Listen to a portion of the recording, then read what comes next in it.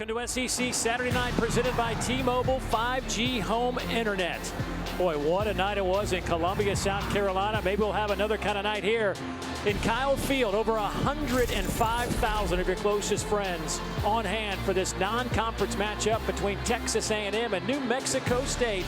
The second ever meeting between the two schools that call themselves the Aggies. Hello, everybody. I'm Dave Neal. This is my partner, Aaron Murray. So glad you could join us. And, Aaron, here we are, middle of November. Texas A&M, everything they want. SEC championship, college football playoff is right in front of them if they take care of business. Just got to win these last three games. They're playing like a team that can do it as well. So, yeah, you take care of business tonight. Auburn, Texas, you'll be in Atlanta. If you're in Atlanta, you'll be one of the 12 teams in the playoffs as well. Well, it all starts tonight. Got to win here at home, and then you got a couple of conference games and see what happens there. But Texas A&M and New Mexico State coming your way here in a matter of seconds. As we mentioned, only the second ever meeting between these two clubs. New Mexico State won the coin toss. They deferred, so Texas A&M will take the football on the opening possession of this game. The Texas A&M Aggies come in 7-2 off a tough loss a couple of weeks ago to South Carolina, a team that is playing so well, perhaps as well as anybody in the conference right now. Meanwhile, New Mexico State comes in 2-7. They lost last week to Western Kentucky, 41-28. Well, the man who will run the show down the stretch is Marcel Reed, the redshirt freshman. And Aaron, we've had a chance to be around him this week. We've watched a lot of tape. There is a lot to like about this young man. Yeah, and he's a heck of an athlete first. His ability to run the football, go back to the LSU game when he came in the second half, and really used this bye week to develop that chemistry with the receivers on the outside. And excited to see what he looks like here this evening. And no Le'Veon Bell in the backfield, so Amari Daniels gets the start. Bell injured in their last game and out for the season. Reed will throw on the first play of the game. Going deep, has a man almost caught there by Ja'Day Walker, just off his fingertips.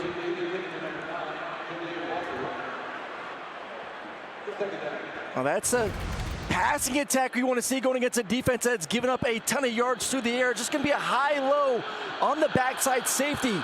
The tight end sits, safety comes up. You got that high angle route from the slot receiver and just miss it for a big play. Out of that pistol formation, second down and 10. A&M averaging 31 points a game. Big hole off the left side. Daniels will have it close to the first down out over the 35, so they'll move the chains, give him 11. DeMarcus Crosby brings him down.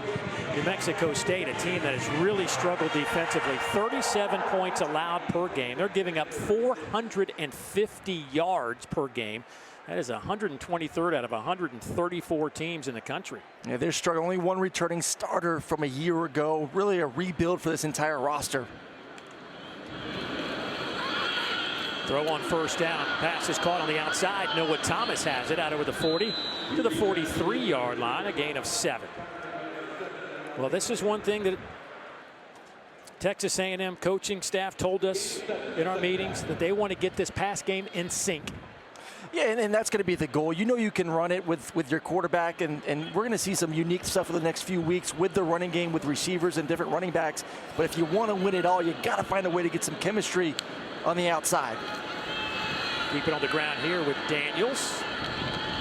He'll be close to the line to gain, maybe about a yard shy. Tyler Martinez, who leads this team in tackles, now with 72.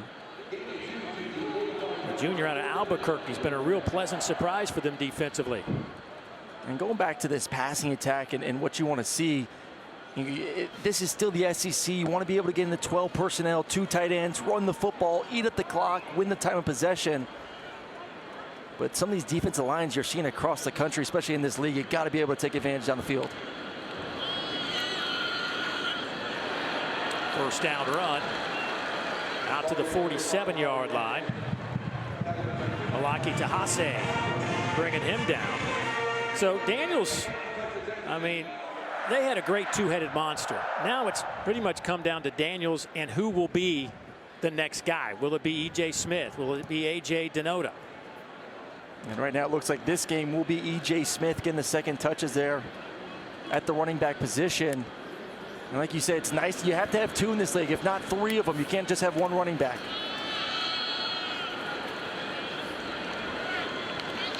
That's across midfield to the New Mexico State 48-yard line, tackled by Beatles. But here are the guys that are going to try to replace or help replace Le'Veon Moss, who was third in the conference in rushing. He's up to 765 yards and had scored 10 touchdowns. That is a bunch to replace. Well, and Marcel Reed, the quarterback, you have a backup that's played in Connor Wigman, so you're not afraid to necessarily run him and incorporate him in the game. You saw it once again versus LSU. Maybe not as much tonight, but going forward, you got to use his legs. Reed, time to throw, lofts it up, wide open around the 30-yard line is Trey Watson, the tight end. They'll push him out of bounds around the 15-yard line. DeMarcus Crosby, the defender that ran him out of bounds, but another big chunk. And it's a beautiful route. 33 yards. You're going to get double post, and he's going to bring it to the outside. And the anticipation, everything clears up. Beautiful throw. To the end zone, high throw, caught, touchdown, Noah Thomas. 16-yard strike for the Texas A&M Aggies. They're on the board first.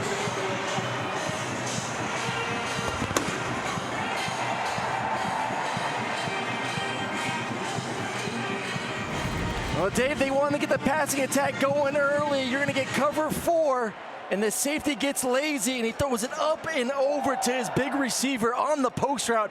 What did he tell us yesterday? My favorite pass to throw is the post route. And he hits it for the touchdown to get things going on the first possession. Randy Bond with the point after attempt. He is successful. Now 33 out of 33 on the year.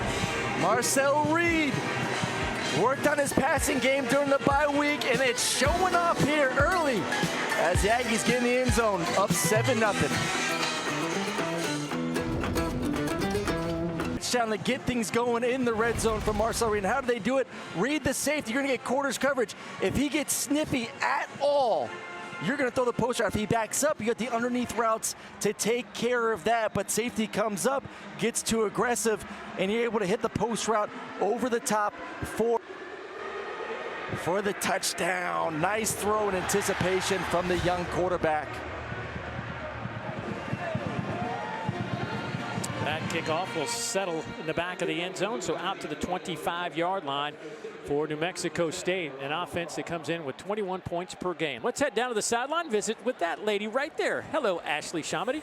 Hey guys, I checked in with head coach Mike Elko right before kickoff. I said, look, being one of the few teams that can control your own destiny, do you feel like every game is a little bit of a playoff game? He said, absolutely. The goal has always been to get to Atlanta, to that SEC championship, and they know that winning out will hopefully help get them there, guys.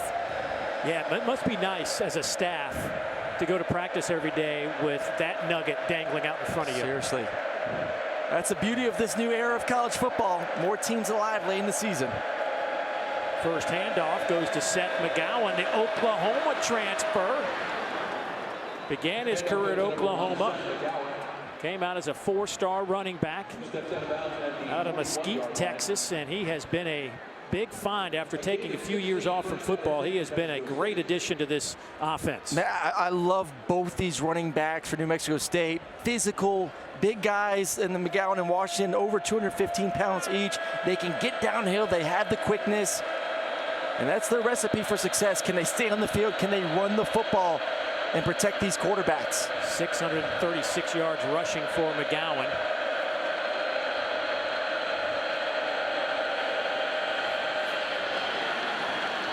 Jamar Stewart there to make the tackle on a first down run, gain of 2. The man in charge of this offense for the time being is Santino Marucci. Now we'll see Brandon Nunez a little bit today too, but the junior out of Jacksonville, Florida, transferred in from Wake Forest. It has been a carousel of quarterbacks. Yeah, 4 quarterbacks with 5+ attempts this season. Only FIU is the only other team, the FBS, that have done that this year. And for Marucci, it's about taking care of the football. Don't turn bad plays into a catastrophe. McGowan splits out, empty set. Some chop blocks at the line of scrimmage. And that pass is incomplete. They were trying to get it to McGowan on the near side. Now you're looking at 3rd down and about 8. Well, he is the passer of the 2 quarterbacks you're also going to see in this game. Brandon Nunez, who's going to be the runner, more of the triple option. Get him on the run a little bit, but Right now, 3rd and long, Dave. This environment you and I were talking about before the game, this is absolutely incredible. The fan base here for Texas A&M showed up in a big way here this evening. See if they make it difficult for the quarterback on 3rd and long. Saw Tony Sanchez there, the head coach of New Mexico State, bringing his troops in here.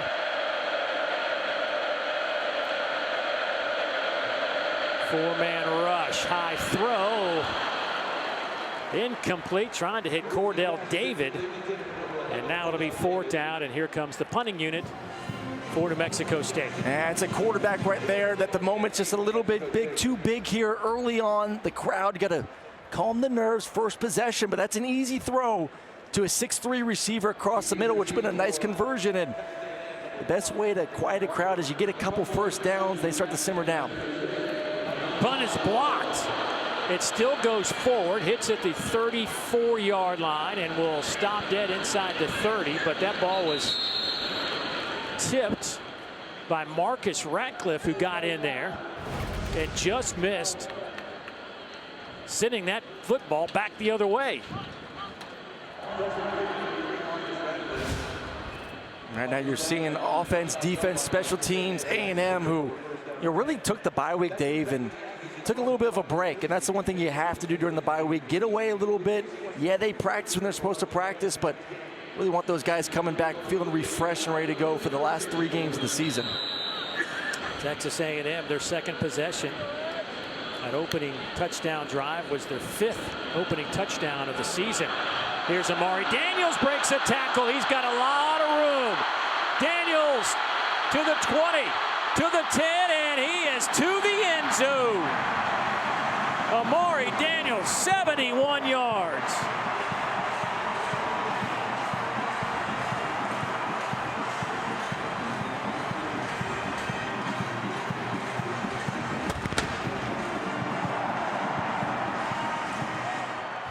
It starts with the big boys up front. You see pulling offensive lineman Calhoun, the tight end, coming from left to right as well. And then it's a foot race for Daniels. Sees the end zone, gets in there. And this offense, possession 1 was about the passing game. Possession 2, come out running. Everything's be clicking right now for this offense. Just a sensational run for Amari Daniels, who picks up his 7th touchdown rushing of the season and gets a nice block on the outside from Noah Thomas to help get him to the end zone. 14-0 Texas A&M.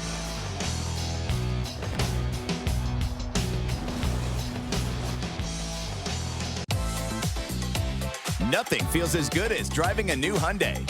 And now you can get a great deal on your favorite model at the Hyundai Getaway Sales Event. Plus, every Hyundai is backed by America's Best Warranty. Hurry to the Hyundai Getaway Sales Event before this offer ends. Make your next getaway your best one yet. Drive away now in one of our most popular models with 0% APR and 0 payments for 90 days. Only during the Hyundai Getaway Sales Event. Coach Gecko! Coach G. Laura, Dan, I didn't realize the media would be here. No, this isn't for work. We're just really big fans. And we're scouting for our fantasy insurance teams. Geico has all the top prospects and 97% satisfaction rating. That's unreal. Oh my gosh, it's true. True!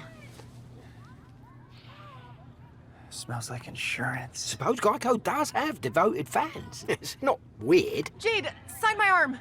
For savings and service, get more with Geico. She only signs claims checks. SEC Saturday Night is presented by T-Mobile 5G Home Internet. Get internet how you want it. And in part by Mercedes-Benz. Well, Texas A&M has run 9 plays and amassed 146 yards, and we are still 9:43 to play here in the first quarter. They lead New Mexico State 14-0 after an explosive run of 71 yards by Amari Daniels. Amari came in 94 carries, 466 yards.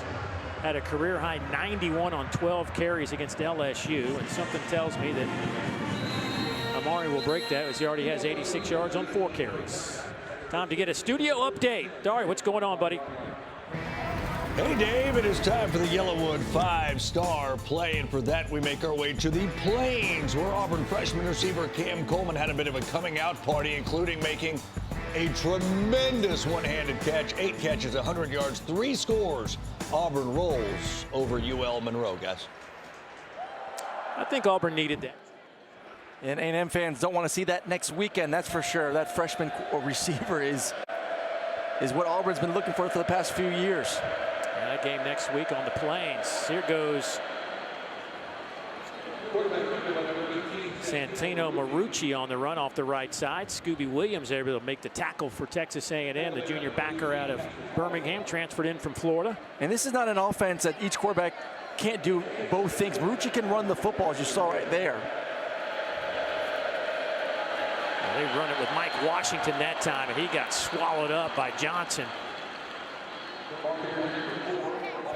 This defensive line, one of the premier defensive lines in all of college football. Look at this speed to get around from Johnson. Just bounces right around the offensive guard, splits him in the center to get in the backfield. They're able to find a way to get receiver open on the last third down. Just got to see if the quarterback's nerves are calmed down a little bit.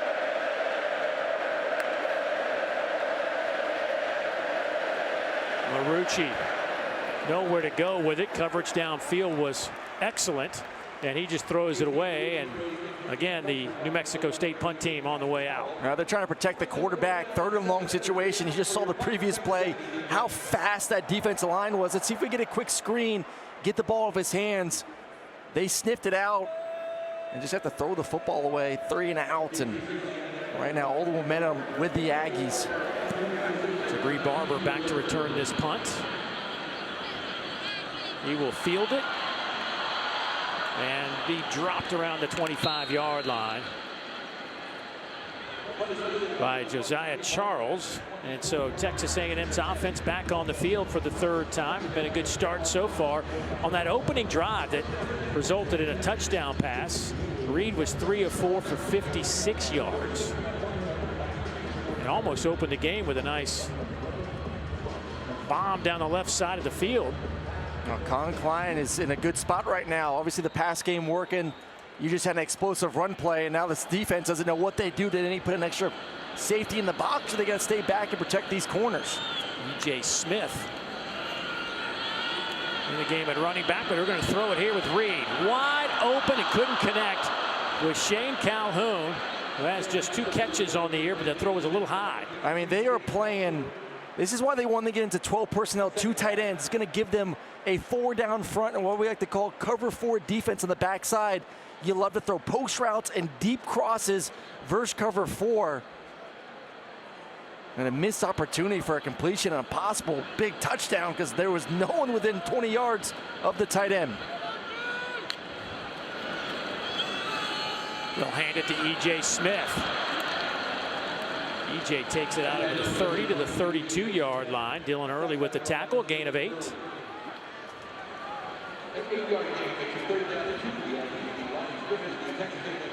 As a defense that's given up 10 50-plus yard passes this season, which is the most in the FBS.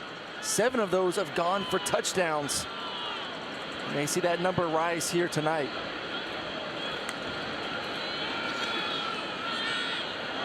Pass caught near side. Theo Mellon Ostrom still on his feet across midfield into New Mexico State territory. Early brings him down, but a 20-yard pickup for Texas A&M. Yes, a RPO run pass option. This is actually a triple option. You have the ability to give the ball to the running back. Quarterback can pull it and run it himself. And if everything crashes on top of him, the 3rd option is to throw it to the flat to the tight end. And I talked with Con Klein yesterday. He feels like that's a position he really wants to get going. He wants to be in 2 tight end sets more the rest of the season.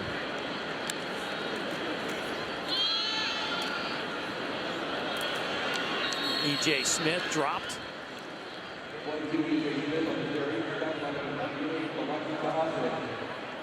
It'll be 2nd down and 10 after no gain. No gain on the play, 2nd down. Texas A&M was just cruising along. After that opening loss to Notre Dame, they'd won 7 in a row until they went to Columbia, South Carolina. Got handed a 44-20 loss.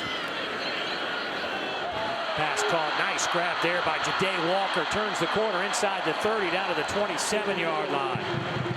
That's 22 more yards. Keontae Glenton hanging on. Hey, listen, I'm a quarterback. I know you said nice catch, but this throw is an absolute rocket on the deep out, on the run, and fits it into an extremely tight window. I mean, that is a thing of beauty from a quarterback that looks pretty confident right now throwing the football to his receivers on the outside.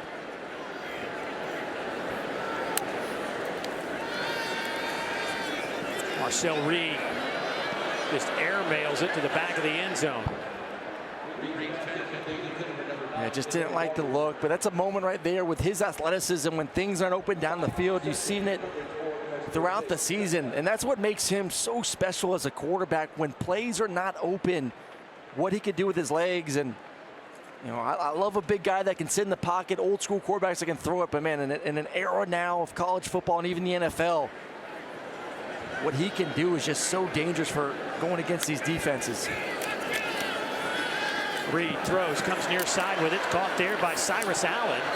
He'll take it inside the 20 down to the 18, and he's going to be about a half a yard shy, gain of 9, and he will limp off the sidelines.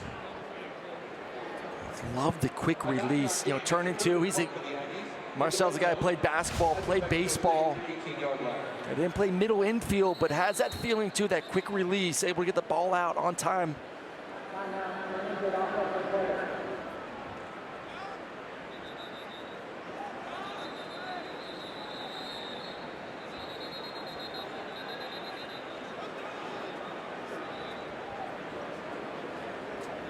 I think they stopped the play for a moment to make sure the injured player was completely off the field and away from action. Teams thought it was a timeout there for a moment. Well, New Mexico State, I think, wanted a timeout to get a quick breather. They're like, we don't care there's a whistle. We need a sip of water. Daniels in the game at running back now. They hand it to him. He's met at the line of scrimmage. Needed a half a yard and lost 2. How about Matt Lawson blowing things up? The transfer out of Northwestern. That is a big boy right there at 300 pounds, but looks like he might be a tick over 3. Well, you see all the movement up front, and that's something they want to do with all the gap schemes that A&M will present you from a run game. They feel like if they can change the picture up, whether it's pre or post snap, it throws off the responsibilities for the offensive line. And right there, you see all the shifting and movement, able to get in the backfield and get the tackle for loss. So Randy Bond in to attempt a field goal of 37 yards. 16 of 18 on the year.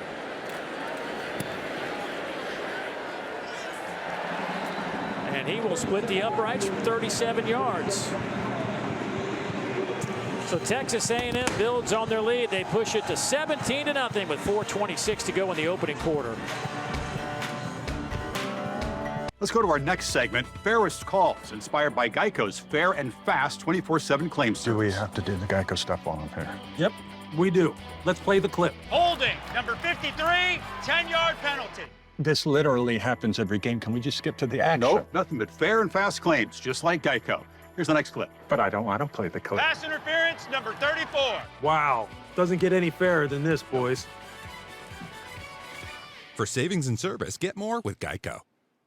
I was so excited when I heard this sandwich was back. I was like, Cloud 9, 2 words, Cloud 9. What's up? This is Mike. And this is Celia. And a little thing we love about the Chick-fil-A Honey Pepper Pimento Chicken Sandwich is the symphony of flavors. You can always count on that crispy, tender, juicy chicken, and it's got pickled jalapenos, and it's so good. My favorite part is the pimento cheese. Topped off with the honey, it all comes together perfectly. I like the original. I like the spicy chicken fillet. But either way, you're getting a winner. Real customers paid for their testimonials. What a ride it was in 2023 for the New Mexico State Aggies. They go on the road and pick up their first ever win against an SEC team. They were 0-33 until they took down Auburn last year. Those 10 wins, most in program history since 1960. And we all know about Diego Pavia and what he's done this year at Vanderbilt. Well, he had the same kind of season last year for that man, Jerry Kill, who stepped away from New Mexico State's program after the bowl game, and now he winds up being a special assistant to the head coach in Vanderbilt, where his quarterback Diego Pavia and the tight end Eli Stowers now reside. But they went on to the Conference USA Championship last year, lost that, but then won their bowl game. Just an incredible run. Tony Sanchez was a part of that staff and now takes over the head coaching duties. Happens to be his alma mater. But you look at the people who left from that team last year. I mean, it is a complete revamp, not only kind of a coaching staff, but also on the roster. Coaching staff, I mean, all 3 quarterbacks from a year ago are gone. That's why you've seen the carousel of quarterbacks this season, just trying to figure out who that guy is at the most important position. But it was a big rebuild on defense, offense, skill position. And part of the problem was that Tony Sanchez says they didn't really get control of the program until too late after the portal had opened, so they were playing catch-up the whole time as Brandon Nunez comes in at quarterback. First time we see him tonight, and we will see a lot of him doing just that. Let's go down to Ashley. You just said it. I talked to head coach Tony Sanchez. Said, were you expecting this QB situation going into the year? And he mentioned Diego Pavia's situation, how it was a little bit up in the air. That made them behind the times in terms of recruiting, so they weren't prepared for this season and heading into this year. But because of that, he said multiple QBs has kind of worked for them, but next year they're going to be more prepared for this. And the 4th quarterback. Boy, nice run here by Seth. McGowan breaks free across midfield into Texas A&M territory down at the 46, a 25-yard pickup, and McGowan a little ticked off at himself, thought he might have had 6. You're seeing some good runs from number 1 to start this ball game, but just look at the size. I mean, 215 for the running back for New Mexico State. They can't hit him up high. An issue on this defense and the staff for A&M. You go back to Lenore Sellers in South Carolina, not wrapping up big backs and big quarterbacks, and they know they have not tackled well this year. They got to be better in that category. McGowan slides out the backfield. That ball off his shoulder. It'll be incomplete. Throw behind him. Nunez on the year, completing just 37% of his passes. He's 9 of 24 for 61 yards. He's not the thrower, if that tells you anything. Every now and then, maybe you want to get him on the run just to throw a little bit of a wrinkle, but as the defense knows and the offense knows, this is more of a option quarterback, zone read. You'll get to this diamond formation with 3 running backs in the backfield as well. Mike Washington now checks in. He'll split out wide. Might box, be ready for a quarterback run possibly. Texas A&M bringing some heat. That ball is batted in the air and falls to the turf. Fappel was the intended target. And here comes Santino Marucci on a 3rd down and 10. And this is, to me, this is the negative part about having multiple quarterbacks. You know, you're the passing quarterback. You've been sitting on the bench for quite some time now, the previous possession and then the beginning of this possession. And all of a sudden, hey, it's 3rd and long, go get us a first. Jordan Smith goes in motion to the wide side.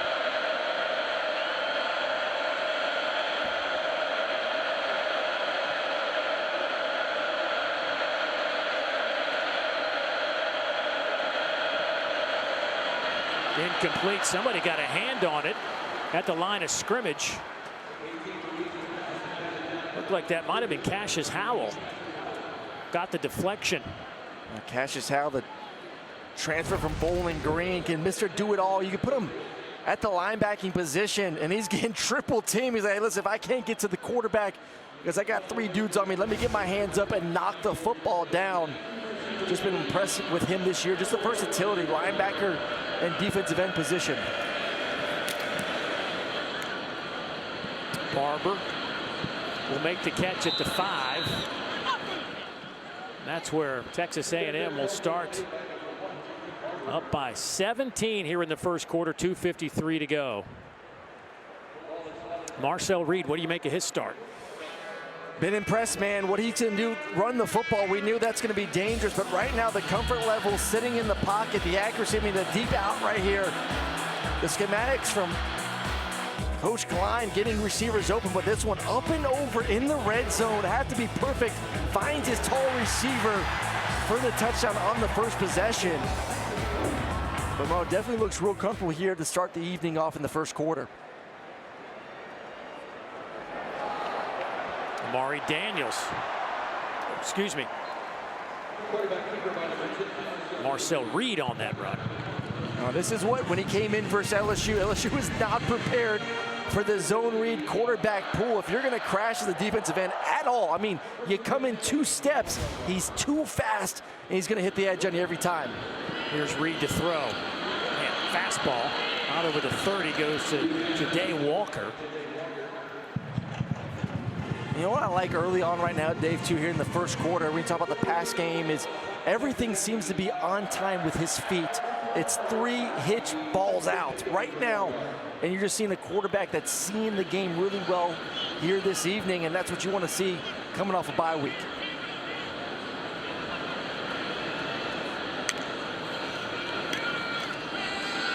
Reed under pressure, trying to run away from it. He's out over the 40 and turns what could have been a 4 or 5 yard loss into a gain of about 8, maybe 9. I thought he was going to be knocked in the backfield. And that just shows you the quickness once again from number 10. RPO, it's not there. Gets out of the pocket. I mean, he's only 180 pounds. He is tall, lanky, looks like a basketball player. And we're asking him yesterday, how many calories do you have to eat per day just to maintain? So it feels like he's got another 10 pounds to go. Here's E.J. Smith trying to turn the corner. The youngster transferred in from Stanford. Wearing that famous number 22 in this state. Yep. Of his father, Emmitt Smith. Well, this is an opportunity. You ask who's going to be running back 2. It looks like he's going to get the first go of handling that responsibility. But this is a show-out game for those young running backs and inexperienced running backs to who's going to be able to handle the load versus Auburn and Texas down the stretch. E.J. Smith stays in the game at running back. He will step up and protect. Over the middle, pass caught there. Theo Mellon Ostrom, and he's inside the 25. He is down to the 20. They will actually spot him right at the 25, a gain of 30. You're going to get 4 verticals. Here's Reed in the high safety. Where does he go?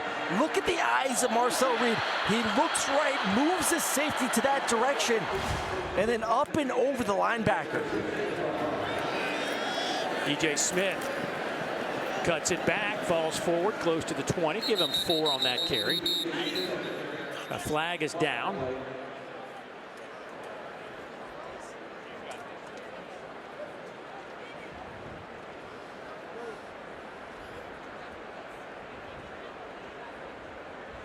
Man, I'm just still giddy up that previous pass. Yeah. I mean, that's twice we've seen him tonight up and over defenders for big plays. Illegal block in the back. Number 11 on the offense. 10-yard penalty. Replay, first down.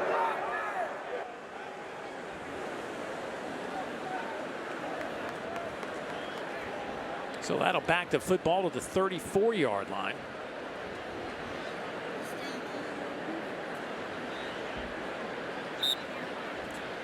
And it'll be first down and 20. Clock ticking. And Texas A&M will let this wind down, and we will have completed 15 minutes of play, and a pretty impressive 15 minutes, I would say, from Texas A&M. They rack up 273 yards of offense. They scored on their opening possession as Noah Thomas picks up his 4th touchdown reception of the year, and then Amari Daniels goes 71 yards.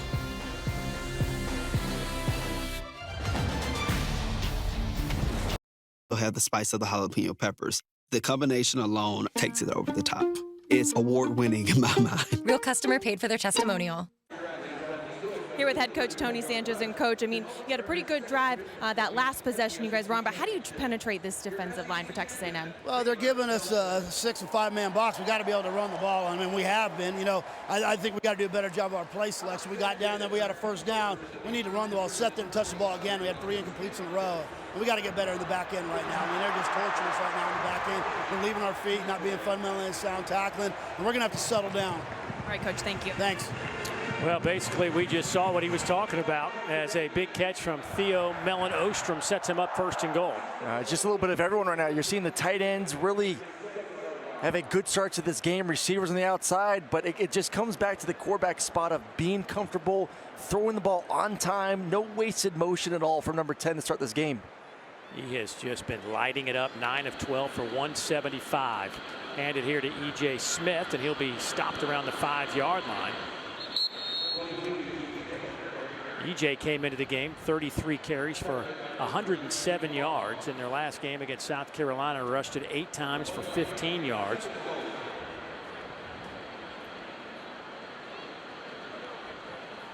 E.J. stays in the game. Couple of tight ends in for Texas A&M. Second down and goal. Reed lofts it up, end zone, caught, touchdown. Moose Muhammad III. His 12th career touchdown grab from 6 yards out this time.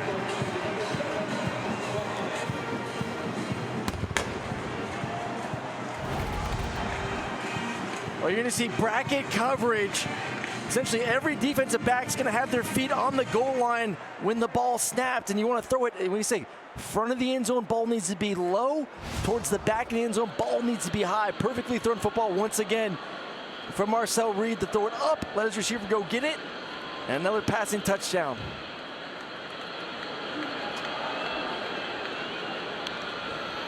Here is Bond to attempt the point after.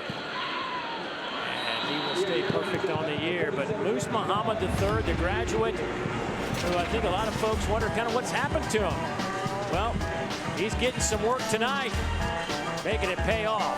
Another touchdown pass for Marcel Reed, his second of the evening.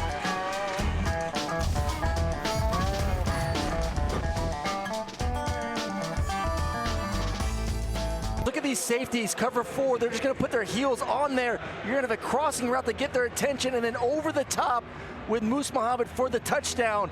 You just got to confirm those safeties don't get any depth.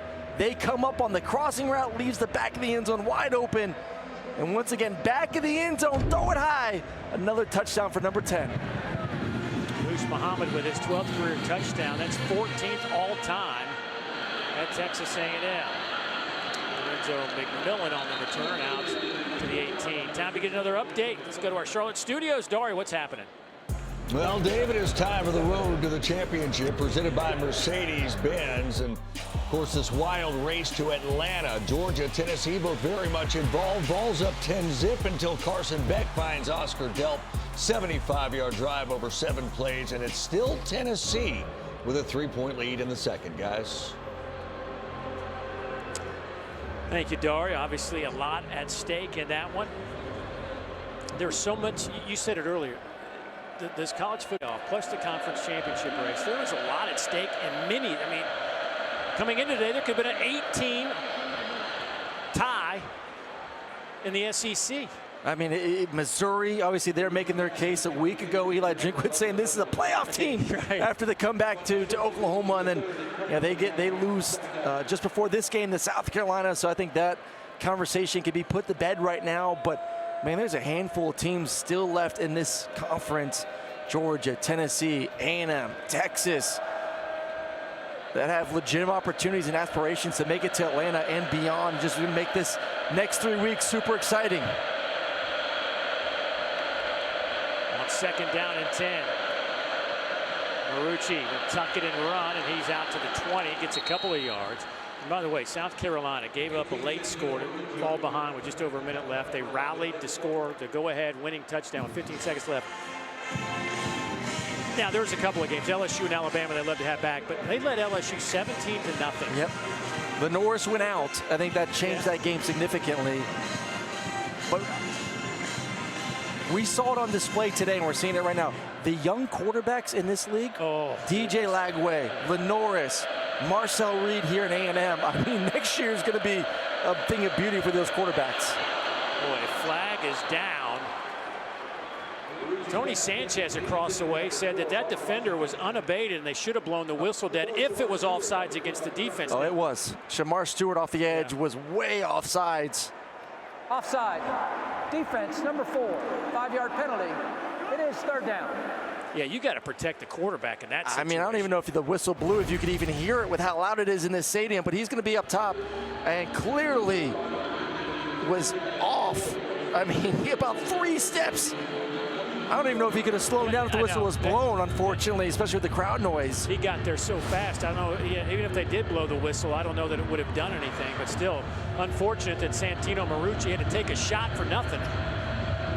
I got it for 5 yards. Okay, well, 5 yards. I don't know if I want to take a shot from Shamar Stewart for 5 yards, though. Out of that pistol, they're going to throw it again. This one's lofted up, almost intercepted. They were trying to hit TJ Pride, the freshman. BJ Mays back there in coverage. That's where you want to go, one-on-one, man coverage, inside fade. And BJ Mays completely locks it down. TJ Pride, 5'9", 170, just unable to really create any sort of separation, but he is their go-to guy in the slot, like his quickness, ability to usually win those one-on-ones, but not there.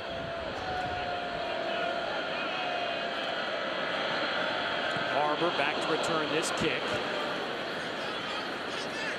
He does not call the fair catch, and he'll be dragged down around the 38-yard line. A dangerous return there by Barber, but held on to it. No damage done, and Texas A&M will have it, leading 24-0. Hey, this season, All-State will celebrate every field goal and extra point made by participating universities by making a donation to the university's General Scholarship Fund. Thank you, All-State.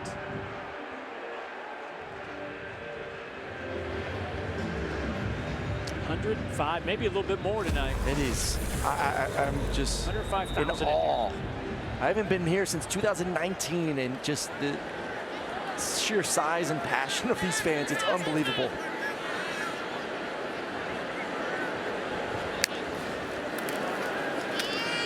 DJ Smith turns the corner, cuts it up to the 43-yard line. Sone Opiu will make the tackle. Gain of 4 by Smith. I think we're going to see a lot of VJ Smith in this ball game. I think this is kind of, we talked about a couple possessions ago, his opportunity to showcase to this coaching staff that he can handle carrying the ball 10, 12 times, because you know what you got in Amari Daniels.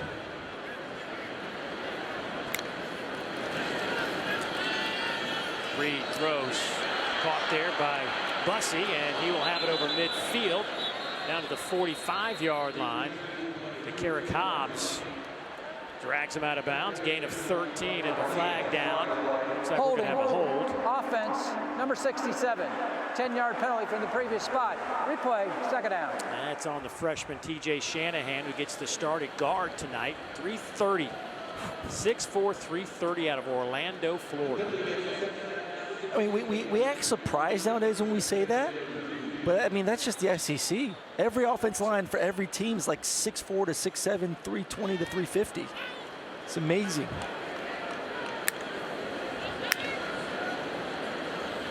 Second down and 16 now. Reed dumps it off underneath. Nice catch by Smith. Loses his balance, though, just over the 30. Maybe picked up a yard. Dylan Early and Taden Barnes bring him down. You know, you were talking about that a moment ago as we look at this replay. That's a great job there, just finding a way to get the ball out of his hands.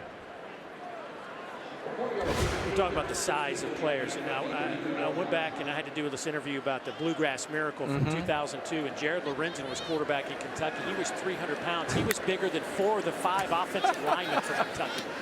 I believe that. That is for sure. I mean, he's just the hefty lefty. R.I.P.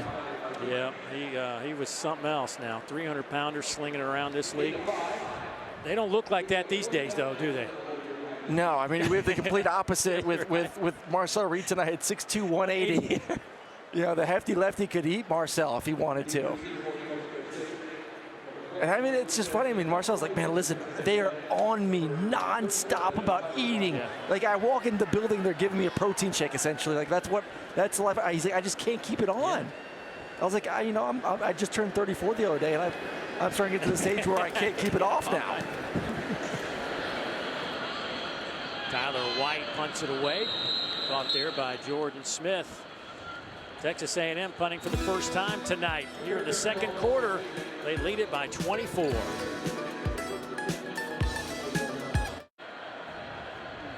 And welcome back to SEC Saturday Night, presented by T-Mobile 5G Home Internet. Let's take a look at Fansville, brought to you by Dr. Great traditions in all of college football is midnight yell, and this is what it looked like last night here at Kyle Field.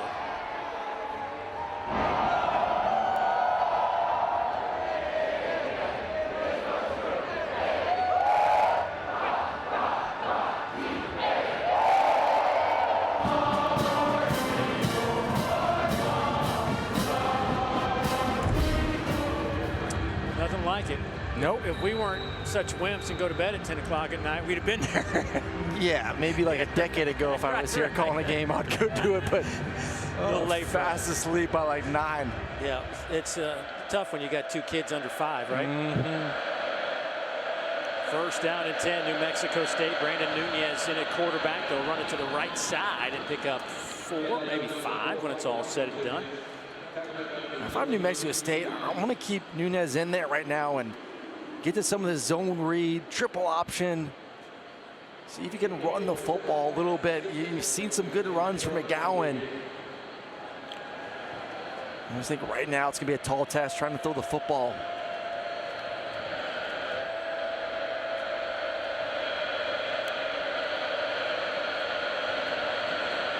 Run it near side. That one maybe back to the line of scrimmage. They go with Lorenzo McMillan that time. I'd say they're going to lose a yard.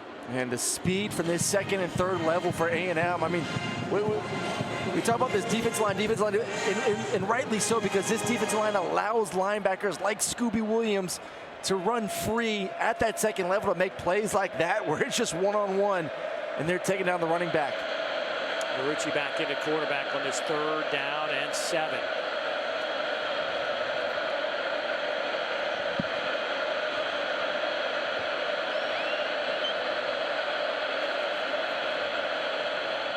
Quick slant, but that's shy of the line to gain. They'll get to the 31. TJ Pride makes the catch. And that's back-to-back possessions right there where BJ Mays one-on-one against TJ Pride. Previous possession was an inside fade, and he was all over it. But right there trying to get his inside slant, and he's on it again. But I got to ask, is that on the receiver? You got to know where the line is, right? Or is that just you got to go 4 yards and cut, or whatever the number is? That is it. That's a slant by number 2. You got 3 slant routes essentially, and you're hoping he creates enough separation where he catches it and can get the first down afterwards. Barber wrapped up around the 35, trying to break some tackles. He does so, stays on his feet, and is walloped at the 37. Got a couple extra out of it.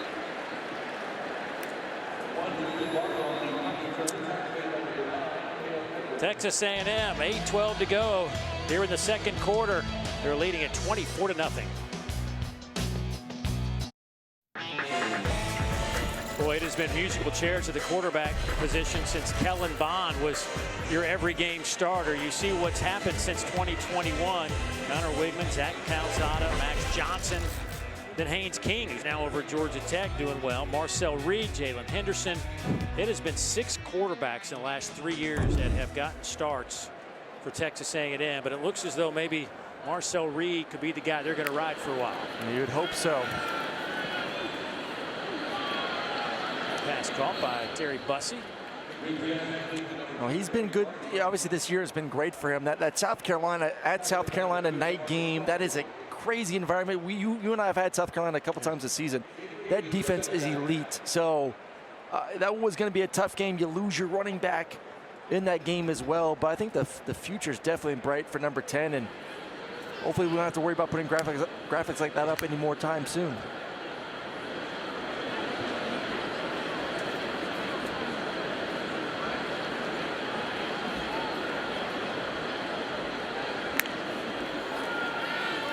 Reed to midfield, down to the 45 of New Mexico State goes Trey Watson. He's their big targeted tight end.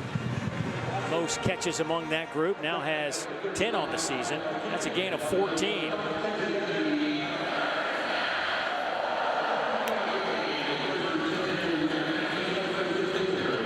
Some fancy footwork there, but the throw behind Moose Muhammad. Talking to Colin Klein, the offensive coordinator, yesterday, he said to us, he goes, today we want to, we asked him the question, like, what are you looking for tomorrow? What are you going to be thinking about? He says, we want to play fast and get in a rhythm. Yeah, well, they've hit that. That's for sure. I mean, getting a rhythm, getting to the 12 personnel, which simplifies this defense. This defense will be a little bit 4 down. They'll get into some 3 down as well, but when you do the 2 tight end sets, it cleans the picture up a little bit for the quarterback, and you're seeing him seeing the game in a way that he can play fast. Jay Smith to the 40-yard line. It was interesting when Colin Klein walked in our meeting yesterday. You guys, I didn't even realize him. You guys, hey, what's up? I didn't realize you guys went back to an Elite 11 camp. All the way to Elite 11. Obviously, we played at the same time, him at Kansas State, and the big season he had in 2012 when he was 3rd in the Heisman. With Johnny Manziel. With Johnny and Te'o, and oh yeah, I watched a lot of him. And as I laughed, we just kind of said that would have been great to have a camera follow those 3 guys around New York City for a couple of days. All 3 of them very, very different individuals. Yes.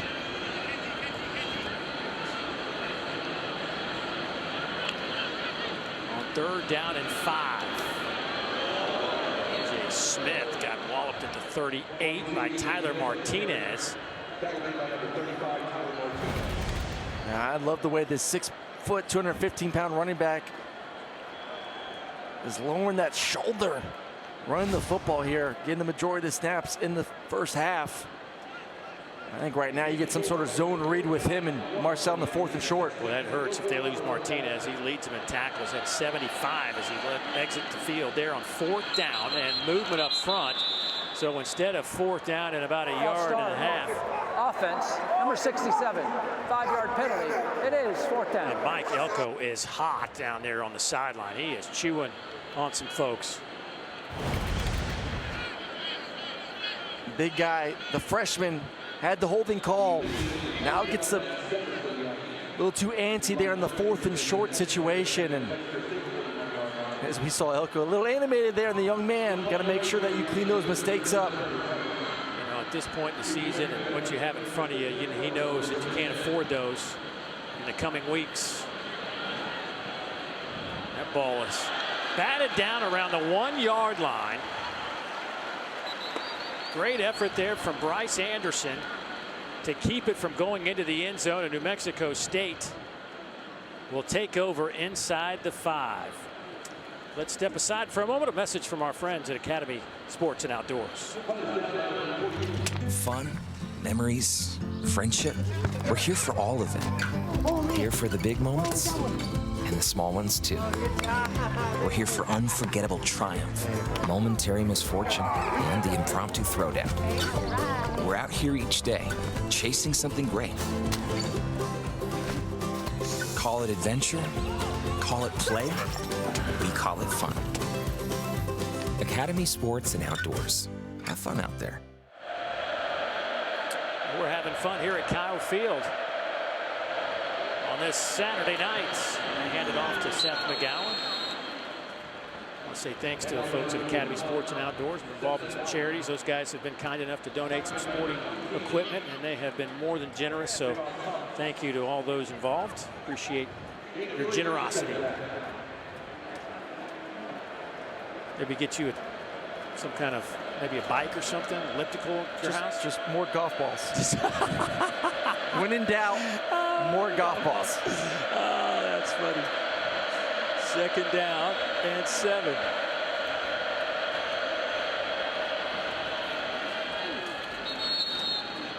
By the way, you know you're getting old when you give up the sports equipment, the workout equipment for golf balls. That's Just when give you me know more golf balls. We need them. I'll tell you what, I like the way that Seth McGowan runs the football, man. He's just big, physical. Right now, not afraid to be going against this defense. Check and see what the penalty is.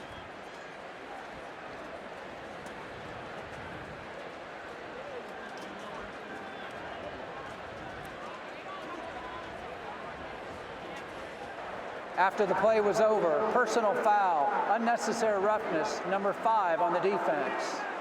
That penalty being forced from the end of the run, automatic 1st down. Well, that'll get him out of the shadows of the goalpost. Push the ball all the way out to the 25-yard line.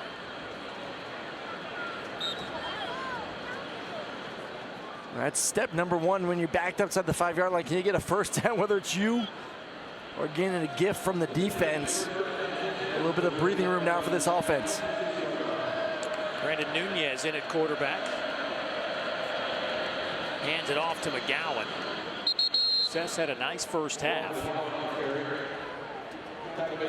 5 carries, 51 yards.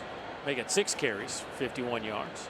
Averaging 8.5 yards per carry against this defense. Yeah, he's had a nice couple explosive runs where he's able to break a couple tackles, get to the second, third level. So I said, like, I don't mind getting into the situation with Nunez at quarterback to give the threat of someone else running the football and then keep number 1 in there as well. Nunez going to throw. Pass is caught there by Jerry Lydiot. And he'll have it over the 40 to the 43-yard line, a pickup of 12. That's a good job using Seth McGowan as kind of the decoy there. You put him in the slot receiver, get him motioning from right to left. Look at all the bodies from the defense following number 1, who's been the go-to guy for this offense. And then you slip the tight end out the backside. Lydiot for a nice completion for the first down.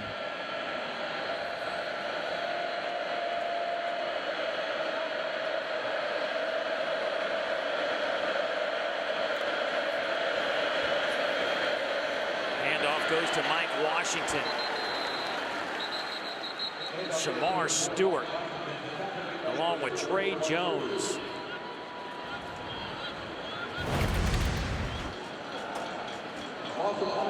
It's just this defensive line. Shamar Stewart, Turner scoring. We haven't talked about him this evening.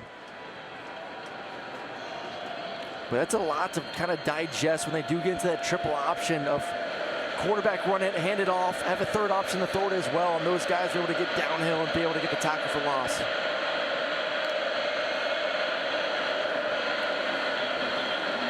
A little counter play. Washington might have lost another yard. This is a defense that had 25 missed tackles against South Carolina. Lenoris Sellers himself forced 12 missed tackles.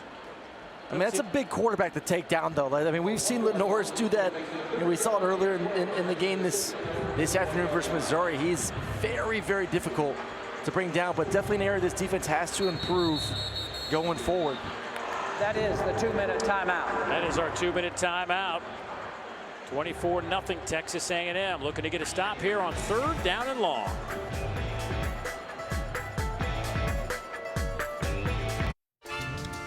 Regions Bank halftime report coming up. We'll update Georgia, Tennessee. It's gone the other way from where it was. South Carolina's incredible game ender against Missouri. We'll show you that and what Florida was able to do to LSU. But how about these Aggies? Efficient on offense, man. Over 10 yards per play. Yeah, lots of explosive plays in the passing offense. Yeah, it's kind of what they need at this late part of the season, guys. Thanks, Darn. I thought Chris Dorn would have been a little bit more enthusiastic after a big win by his club today. Oh, it's a massive win. I mean, when's the last time they took care of business versus LSU? So. Yeah.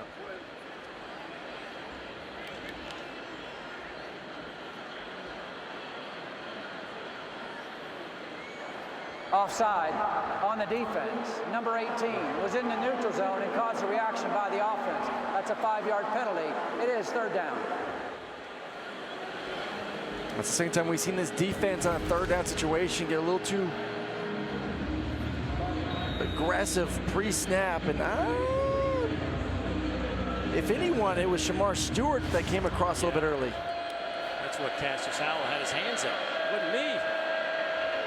Pass is caught there. There goes P.J. Johnson, the 3rd, turns the corner. He is down to the 35-yard line, and clearly the best drive of the game.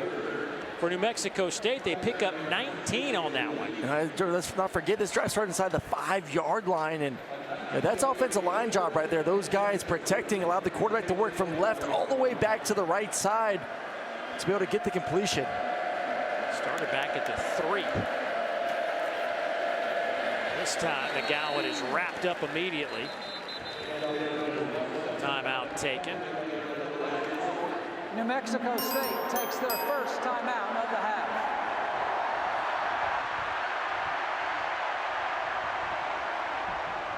That would be a good feeling for this football team. Down 24-0. It is gone completely to the other Aggies the entire first half. But if you can get some points in the ball back to start the second half, with some confidence going to halftime, now, 148. Don't feel like you have to throw the football. And Seth McGowan has been a powerful running back. Use him, see if you get to a third manageable situation.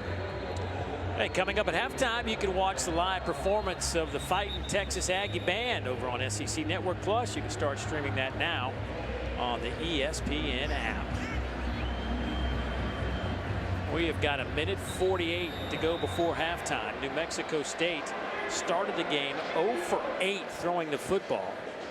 That was the longest start without a completion in the FBS since Marshall started a game against UAB with a 10-pass incomplete pass streak back in 2020. But they've now hit 3 in a row. That one is batted down. Albert Regis, the 310-pound defensive tackle. How fun was he to talk to yesterday? Just sitting down with him, and we talk about so much about the Turner and Stewart scoring. Defensive player injury. And a good job there being able to elevate, knock the football down. But Albert Regis, 6'2", 310. Didn't really grow up a big college football fan, and found his way here to Texas A&M and is part of this really impressive defensive line. How about him saying that he didn't realize it was Texas A&M? He thought it was ATM. ATM, well, it is ATM I too. know, but he didn't get it though, that it was Texas A&M. I thought that logo, it was, it is the ATM now, isn't it? It is one of the ATMs of college football. There is no doubt about it. In this new era of football, teams in Texas do have a little bit of an advantage. Yeah, he was awesome. Just really enjoyed our time with Albert yesterday. Sharp young man. Third down. Handoff goes to McGowan. Breaks a tackle, gets to the 30. DJ Hicks brings him down.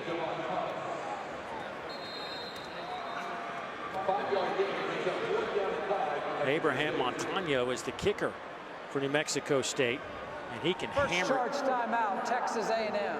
through the uprights if they want to go that direction. He had a 57-yarder against FIU, which was a school record. That happened earlier this year, and it's the 10th longest in FBS history. But heck, you're down 24-0. I mean, you go for points here. You want to just? I think getting 3 points on the board feels pretty good. You know, to go from your 3-yard line, get to plus territory, have a couple nice passes, some runs, and you can walk into halftime and not look up and see a 0 on the board. I think would be a good feeling. So yeah, I think you attempt to kick the field goal. And that's what they're going to do. They're going to bring out the kicking unit.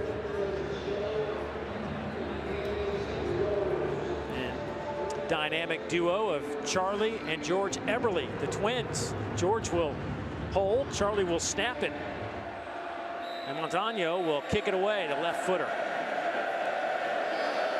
This will be from 47 yards out. Boy, and he mishit it, and Texas A&M gets the stop. That's like, to me, Dave, that looked like your driver for the past couple weeks. Where like, I anticipate like this 300-yard drive, and then you're hitting it like 200. It's like something didn't click, because he can boom the football, and it's not windy at all down there, and just does not. It's like you hit it off the heel of the club. Yeah, the flags just didn't go. The flag's on top of the goalpost, the uprights, not even moving on that end. But yeah, that's for a guy that hit a 57-yarder to not get it to the crossbar. Definitely mishit that one. E.J. Smith splits out. An empty set. Texas A&M will try to get a few extra points here before halftime. That's a first down out to the 44-yard line, a gain of 14. And Reed continues to sling it around. Kyle Field. He's got some juice to that arm too, Dave. Yes. The ball is flying out of his hands. Sees a little bit of room to run. He'll take off across midfield and will get out of bounds at the 45 after a first down, a gain of 11. I mean, that's probably been the most impressive thing, watching him in person. It's always hard to judge a quarterback on film. It's like, what does that arm strength actually look like? But the velocity, once we're seeing some of these throws now in person, he's got the full package. It's now about just getting the reps.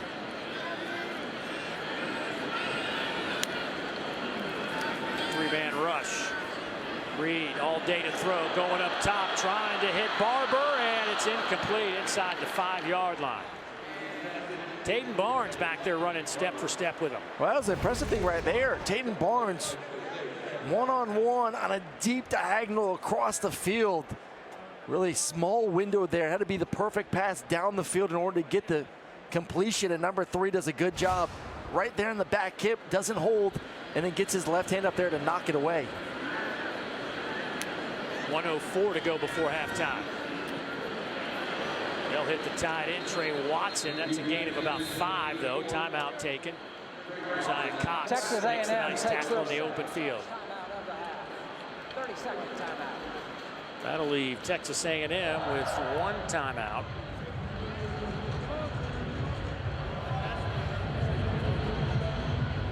Hey, tonight, SEC football final with Dari Nowkhah, Chris Doering, and Benjamin Watson. They'll take you through the biggest stories of the day and break down all the games. 11 Eastern, 10 Central, right here on the SEC Network. And, of course, you can always find it on the ESPN app. Of course, the big one going on right now, Tennessee and Georgia. Tennessee, one of those teams also controlling their own destiny. Texas A&M. Pretty simple. You went out and you go play in the SEC championship. Probably get you, regardless of what happens. I Get you in the playoff. I think if you're a 10-2 team in the SEC, I think regardless of what happens in Atlanta, you're going to be one of those 12 teams in the playoffs.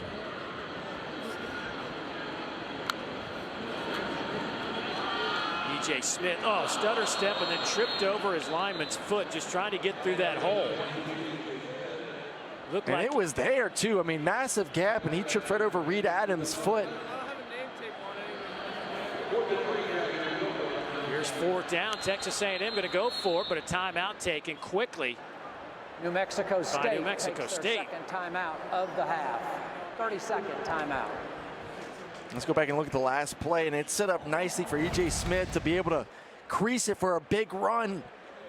Offensive lineman get out front. It's right there, and he gets through there. And it could be off to the races, ladies and gentlemen, and just trips over Reed Adams, who was one of the pulling guards there, coming from right to left. And the tight ends have been a big part of this offense here in the first half. This is when you like to use them. 4th and short situations, can you post them up and just put it on their big bodies to get the first down? Things have kind of slowed down a little bit for Texas A&M. They had 273 yards of offense in the first quarter. That was the most they'd had in the first quarter in a game in over 20 years. They're up to 375 with more to come if they can convert this. 4th and 3. Reed trying to buy a little time, coming near side. Flags are down, and that'll be an incomplete pass, trying to hit Jabri Barber. Taden Barnes again in his hip pocket, but there's a flag down on the far side of the field.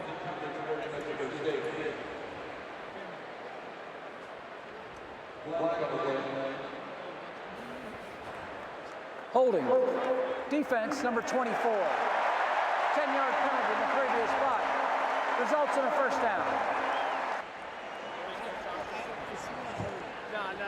Well, that's Hobbs on the outside, who's been some of the struggles for this defensive backfield. He has been the most consistent one. He's going one-on-one with Noah Thomas and just gets a little bit too much jersey. Gives this offense another opportunity with 30 seconds to go. Reed feels the pressure, steps up, fires high throw, trying to hit Trey Watson. Stop it with 25 seconds. I haven't seen many inaccurate passes from Marcel here in the first half. One on a deep cross that was a little bit too tall for the tight end to go catch the football, and that's another one right there, just a little bit too tall for the big boys to reel in. Texas A&M averaging over 9 yards per play here in the first half. Reed on the run, has his tight end Trey Watson, but Watson just couldn't catch up to it. Now it'll be 3rd down. He had him for a big play. They're going to do the double post with a deep cross once again. Had him earlier on in the route. I don't think saw him and had a flush out of the pocket, and by then allows Taden Barnes to kind of retreat, and I think the big tight end saw some color flash and doesn't really go full out for the football. Reed dumps it off over the middle. This time it hits Melvin Ostrom. And he'll have the first down inside the 20 to the 16. That'll stop the clock for a moment with 12 seconds. Now the clock down to 9 seconds. Oh, this is why you save a timeout for this situation right here, where you have the ability to throw the football. It doesn't have to be in the end zone necessarily. Everyone just needs to know if you do catch it, just go down unless there's a clear path to the end zone. Got to get down and get ready to call that last timeout to get the field goal.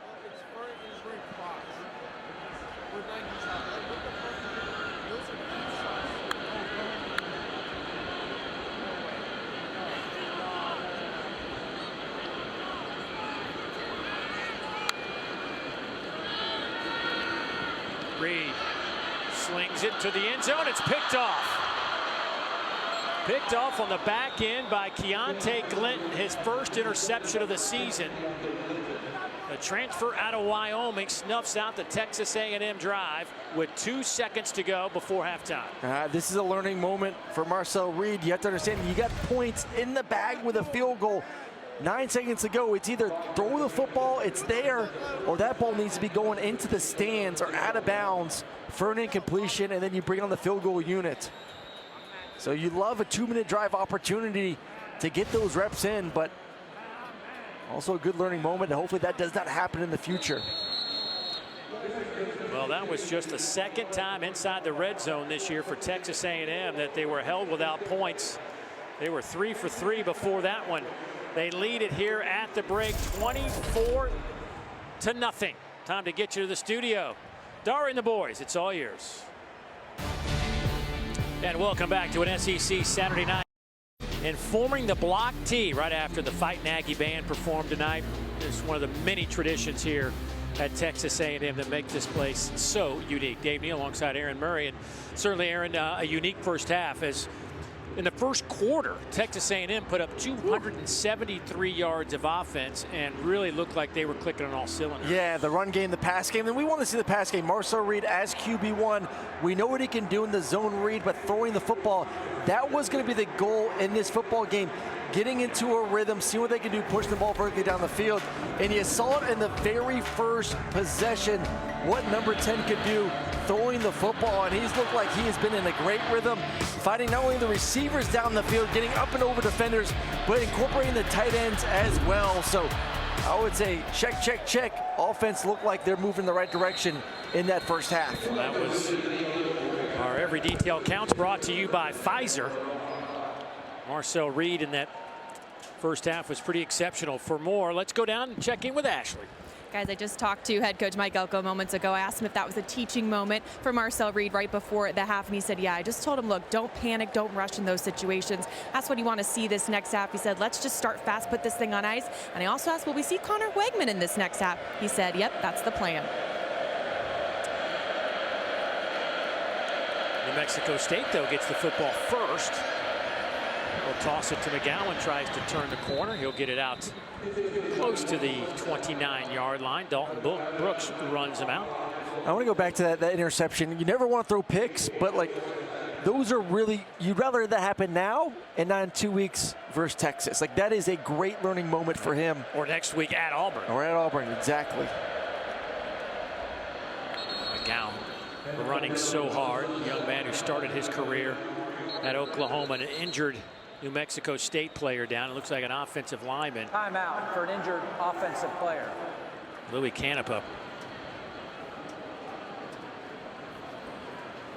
This is an offense a week ago, ran for 331 yards, both running backs north of 100 yards each.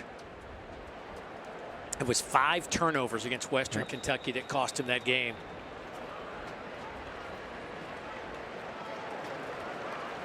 Well, they got some rhythm, Dave, before the half. Moved the ball from the 3-yard line all the way to the plus 30, and then just a miss hit on the field goal attempt. We'll see if they can carry that over now into the second half. Want to find a way to get this first down, and Nunez is the quarterback right now. Obviously the threat of him running the football. They've also been able to motion Seth McGowan as a decoy and get the quarterback on the run as well.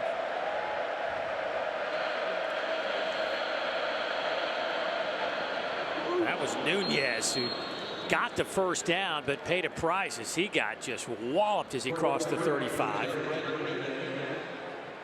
Oh, it looks like that left arm right there does not feel good after that big hit, but that's what they want to do. Use Seth McGowan as a decoy, get the linebackers to move just enough to create a space for the quarterback. And you're going to run to the heart of that defense. You better be ready to get knocked. So they'll bring Santino Marucci back in. Boy, McGowan hit immediately by Nick Scorton, a transfer from Purdue, who's having a heck of a season here in College Station. I mean, what an addition. Look at that. Just sees it, comes right inside the right tackle, able to get the TFL. I mean, 10 sacks a year ago, 5 sacks this season, wearing his new uniform. That one's batted down. Albert Regis again making a play from his defensive tackle position. And he got some dance moves too right there. The big guy showing off a little bit. Got another injured. Timeout for an injury of an offensive player. Our offensive lineman up front, Shamar Jackson, looks like, number 55.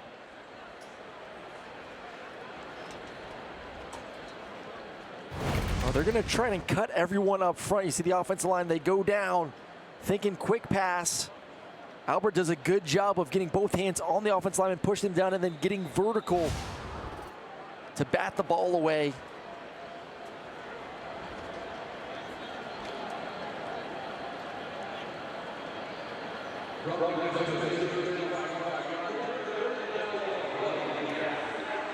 There's the moment right now, 3rd and long. You got to be careful for these defensive ends. And it gets scored, and then Cassius Howe on both sides.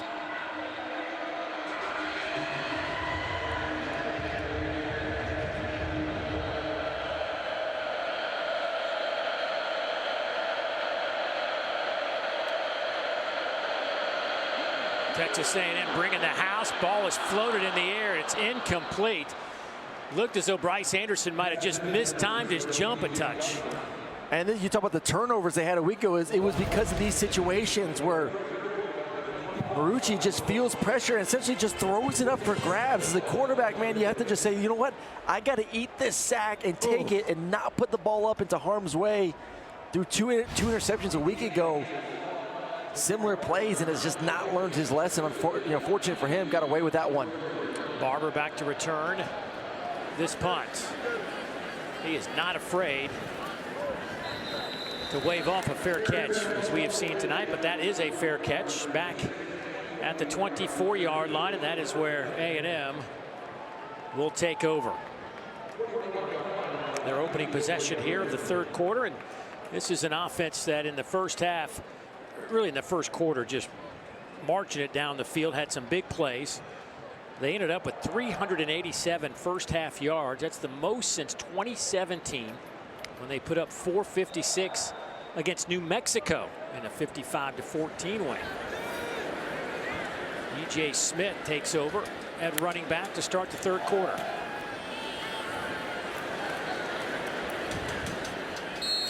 And it's been pretty much the E.J. Smith show since the long run Amari Daniels had, the big run for the touchdown. I've not seen number 5 in the game since then. See him on the sidelines by the coaching staff, but again, I think this is just an opportunity to really test out E.J. Smith and see what he's got.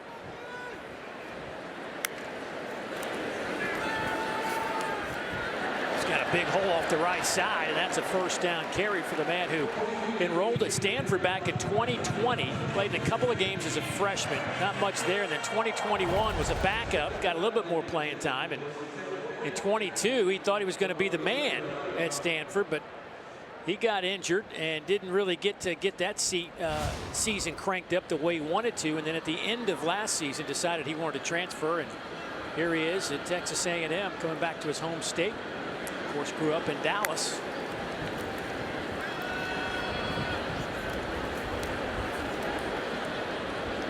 Heading into this game, Dave, only 33 carries, 107 yards, 2 receptions for 12 yards, and probably need to get close to about 20, around 20 carries this game. And now we're going to see AJ Denota coming in there as well as now the number 3 running back. And it is the beauty of these games late in the season. You get to get some young guys in there and see what they got with all the injuries going on. AJ Denota in the backfield now. They're going to look that way to throw the football, and they do so. AJ is out near midfield. Keontae Clinton brings him down. That'll be a first down for Texas A&M after a gain of 7. You talk about the two-headed monster with Moss and Daniels. Both of those guys combined for over 200 carries. Now all of a sudden you do have EJ Smith talking about 33 carries heading into this game. AJ only 6 carries heading into this game. So a lot of work to try to get them here in the second half.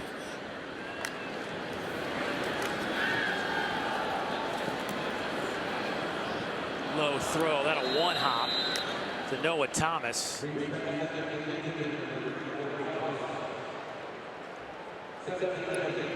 I'll tell you what, just looking at the footwork, we talked about it a little bit in the first half. And that's the hard part when you're with different receivers, working with them for the first time throughout the season, is understanding each of their timing and how to change my footwork to match them. And I've been really impressed with what we've seen so far.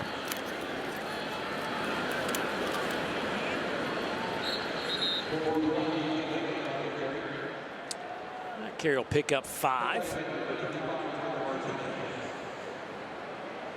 A&M averaging over 8 yards per play, averaging over 13 yards per completion.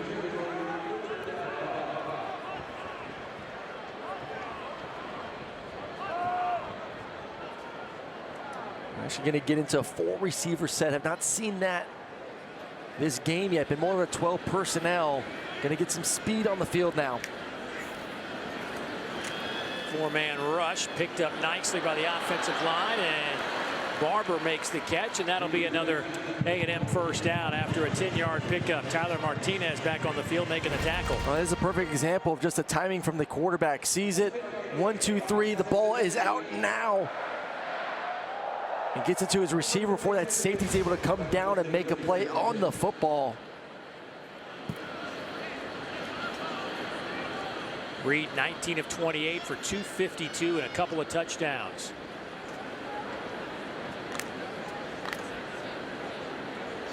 In that loss to South Carolina, he was 18 of 28 for 206. EJ Smith to the 30-yard line. Martinez again leading the way. So an Aopiu also in on that tackle for New Mexico State. Martinez, he's just always around the football, and again leads this team in tackles. Came in with 71. The next closest player had 55. Yeah, he's been a big surprise with just how well he's played this year. Really take command of that second level.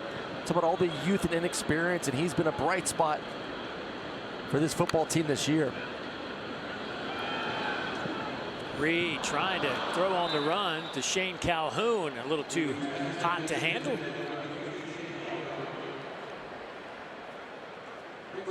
I would say the one thing that as you evaluate the first half and now that pass right there, there's been times with the big tight ends that the ball's just been off, and as a quarterback you're always taught receivers you can do that. Tight ends, I know they don't use fullbacks nowadays, this is me aging myself, but tight ends and fullbacks, you have to put the football on the big guy's body, and we've seen 3 or 4 now that are just a little bit too far out for the tight ends. Here's Smith. Cuts it back to the middle, and we'll be very close to that first down. Let's see if they move the chains. They will. So another first down for A&M after a 5-yard pickup by EJ Smith.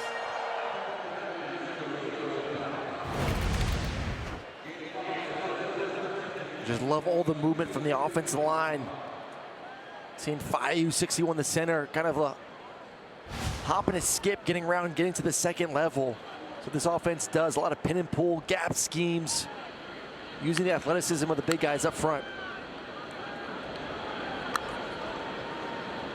Denota in there, running back. They'll fake it to him as Reed comes near side, and again, A little too hot for Shane Calhoun to handle. Oh, that one's on the tight end. We talk about putting the ball on the body of the big guys right there. He does that, does a good job going from 1 to 2, back down to 1 in the flat. And Calhoun's got to find a way to catch that football there on the sidelines.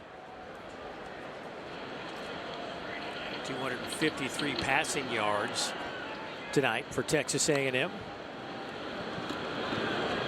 And off right side down to the 20. It'll be third down and about 5 coming up. Martinez with yet another tackle. You know, speaking of those passing yards, coming into this game, A&M was averaging just 182 yards passing. That was second to last in the conference, 111th in the country. There had been 6 games where they didn't even throw for 200 yards. Well, they're also second in the conference, though, in rushing yards per game. I mean, that's their identity. They play great defense, run the football, protect it. I mean, their games they lost this year is because they lost a turnover battle.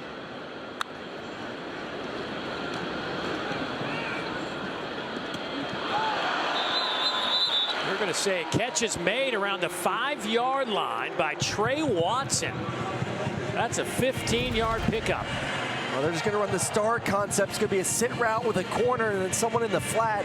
And you're just going to high-low the flat defender and got to trust that your corner route's going to win his one-on-one matchup on the outside. He does so, gets 2 feet in there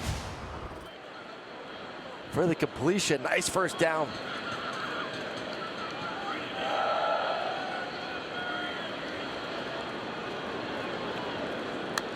Watson goes in motion as Reed looks to throw. Now he's going to try to run. Reed cuts it back, dives for the end zone. Give him 6.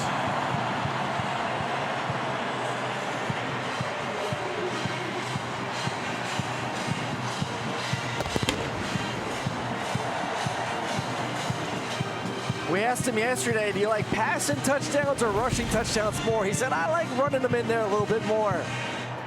It's fun when you get open field, nothing's open, good decision, not trying to force a ball inside the red zone, learn from the mistake before halftime, and then use athleticism to find a way to get in there for another touchdown. Now 41 yards on 4 carries and a touchdown for Marcel Reed. That drive ate up over 6.5 minutes off the clock. 14 plays, 76 yards. Marcel Reed doing it through the air this game and says, you know what? Let me get in the end zone with my legs as well. Extends the lead. Aggies up 31-0. Let's go to our next segment, Fairest Calls, inspired by Geico's fair and fast 24/7 claim service. Do we have to do the Geico stuff on him here? Yep, we do. Let's play the clip. Holding, number 53, 10-yard penalty. This literally happens every game. Can we just skip to the action? Nope, nothing but fair and fast claims, just like Geico. Here's the next clip. But I don't play the clip. Pass interference, number 34. Wow, doesn't get any fairer than this, boys. For savings and service, get more with Geico. If I was to describe this sandwich in one word, I would say magical. Hi, this is Jamor, and the little thing that I love about the Chick-fil-A honey pepper pimento chicken sandwich is that extra oomph. I go back and forth from the spicy filet to the original filet. Personally, I get into the sweetness of the honey. That's what hits first. Then you have the extra kick from the spicy filet, and then you also have the spice of the jalapeno peppers. The combination alone takes it over the top. It's award-winning in my mind. Real customer paid for their testimonial. Texas A&M in control, 31-0, 6:36 to go here in the third quarter. New Mexico State, just the second time they faced Texas A&M. The first meeting occurred back in 2016. A&M won that one 52-10.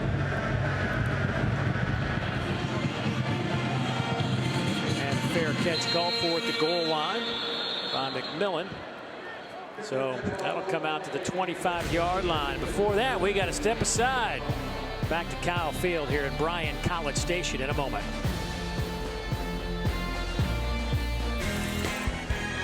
Well, for Texas A&M, this was a team that had an opportunity in their opener to knock off Notre Dame and just couldn't close the deal.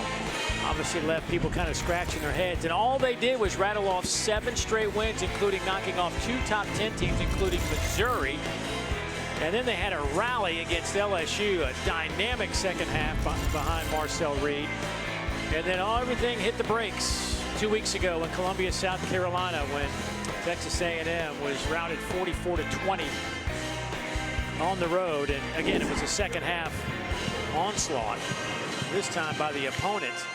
You see what Texas A&M has in store. They're going to an Auburn team that certainly is wounded. They had a win today against ULM to give them a little bit of confidence, but you know they'll be waiting for this Texas A&M team next weekend. Oh yeah, and then hoping that A&M is looking ahead to the massive rivalry matchup against Texas the following week. So we talk about trap games. That is one there in Jordan-Hare. A very unique and difficult place to play. Batted down.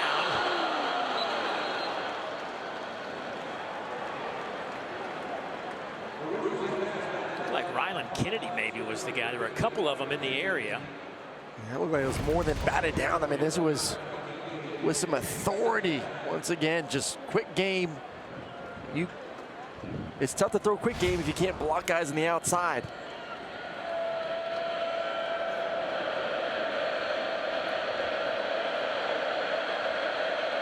Marucci 2 of 12. Overall, New Mexico State 3 of 15 throwing the football for 35 yards. This one is complete. It goes to Mike Washington. He'll have a first down over the 35, out to the 37-yard line. Solomon DeShields runs him out of bounds, but a 12-yard pickup. Yeah, I like that play call right there. A little misdirection. Fake like you're going right, sneak the running back out from right to left, and an athletic catch there from Mike Washington. That ball was low into his left side going right. He's able to snag it, use that long 6'2" frame to catch the football and get the first down.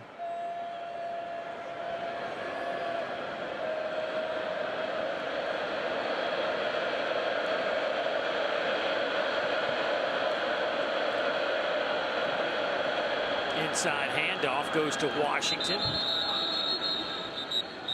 Gets it over the 40 to the 41. Again, DeShields it on the play.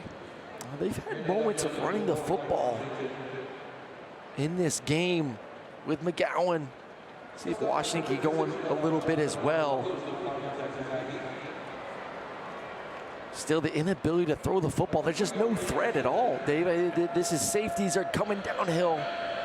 Linebackers fast to fill these gaps as well. That play loses a ton of yards. Malik Silla, the junior out of Katy, Texas, a loss of 6. I mean, 6'6", 250. Look at the length. Look at the wingspan there from Silla. Just saying, you ain't getting around me. I'm sorry, Mike Washington. A nice play from the backup defensive end. Antonio Marucci on 3rd down.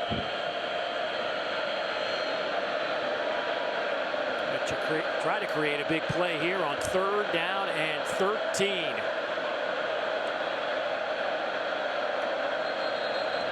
New Mexico State 2 of 9 on 3rd downs. Delay game. Offense. 5-yard penalty. It is 3rd down.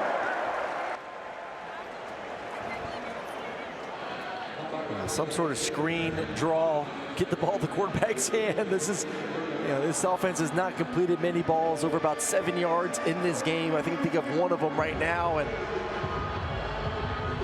quarterback's taking a couple shots. Just a second penalty against New Mexico State.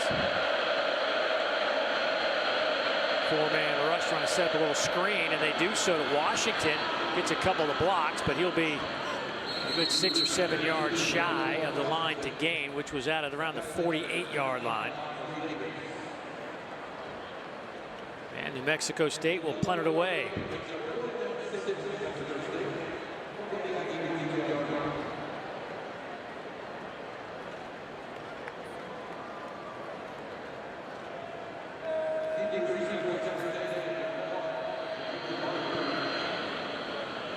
Line drive kick, returnable by Barber. Good coverage by New Mexico State. So Texas A&M will have it at the 24-yard line when we come back. 3:28 to go in the third quarter. It's all Texas A&M.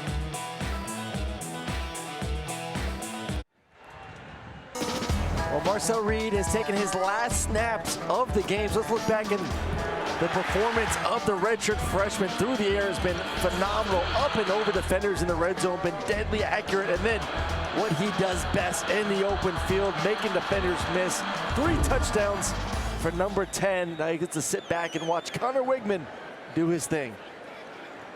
Connor, redshirt sophomore to Cypress, Texas. Was their opening game starter, been in and out of the lineup. Injuries have been a factor, performance a little bit of a factor, and now he is the backup man to Marcel Reed. But certainly down the stretch, nice to have 2 healthy quarterbacks that have played quite a bit of football. Well, and I think the biggest thing too is as you find the depth at running back, you don't feel scared to run Marcel Reed knowing you have a backup quarterback with game experience too. So you can add that dynamic into your game, which we know is a huge factor for number 10, but you're not as concerned about him running the ball 10, 15 times if you have to. Wigman runs right into a pressure from Buda Paletti, maybe the best pass rusher on that defensive front.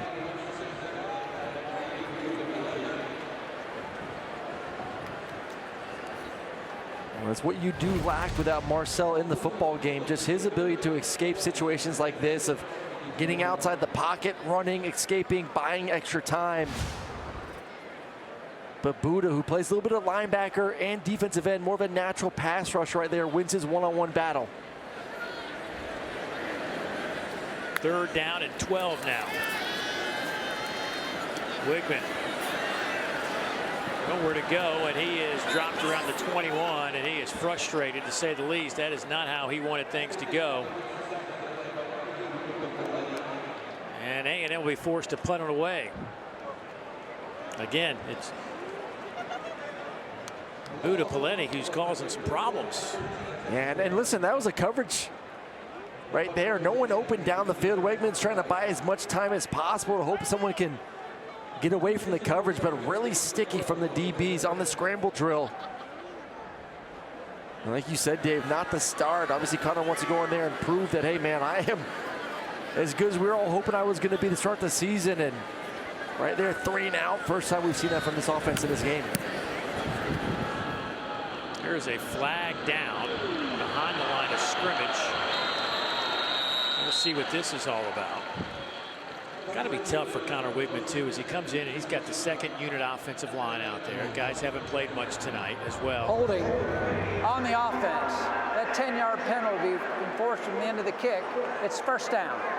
So I mean, I guess some of that frustration is you want to show everybody what you got, but yet the pieces aren't the same as if you were the 1A guy. Oh yeah, and no, that's always the problem too. I mean, and you haven't worked with these guys in a game-like situation too. You know, new faces and new bodies, new communication.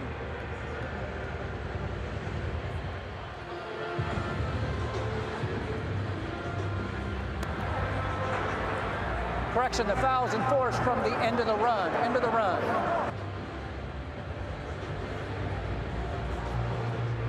So they'll move this football out to the 45-yard line. So the Aggies of New Mexico State will start this drive with Seth McGowan in the backfield. Marucci hands it off to McGowan, running hard up the middle, and will be stopped before he hits the midfield stripe. Let's go down to Ashley. I talked to Seth McGowan just earlier this week, and he has such an interesting story. His path to get to New Mexico State, obviously played 1 season at Oklahoma till that bad decision cost him his time there. Ended up going to a community college, eventually Texas College, and in between that time he worked different jobs and volunteered in the community. But Coach Sanchez, New Mexico State ended up taking a chance on him, and Coach Sanchez said, The reason is because he was so honest with his answer at the beginning of the year of why should I give you that second chance, and he gave a really introspective answer, and he's proven himself every day since. So this guy is the most loyal on the team and just enjoys every day he's able to play and really doesn't take this situation for granted. Yeah, it's been a tough road for him. You know, he obviously got in some trouble, some law enforcement issues, and had to pay the price for that. And in that window, I mean, just to think about your brother committing suicide, having to deal with that when you're trying to get things together. Had to take odd jobs with a temporary agency to make ends meet for a while. Then he gets back in the game and does a little stint at junior college at Butler Community College. And I mean, obviously coming out of high school, there were a lot of programs that wanted this young man. He was a 4-star that had 27 FBS offers. Well, the talent's there. There's no doubt about it. For those who have not seen him run before, you've seen it in his ball games, some of the explosive runs that he's been able to create. Nice throw and catch there. Jordan Smith hangs on for the reception inside the 25. Best throw of the night for Marucci. Miles Davis lays the wood, but not before a 21-yard pickup. Well, they're going to fake the bubble to the outside. You get the second-level defenders jumping up to defend that. Then you sneak around on the wheel route, and finally an explosive play through the air for this offense. That'll be the final play of the third quarter. New Mexico State trying to put some points on the board. We'll find out on the other side. Back in a moment.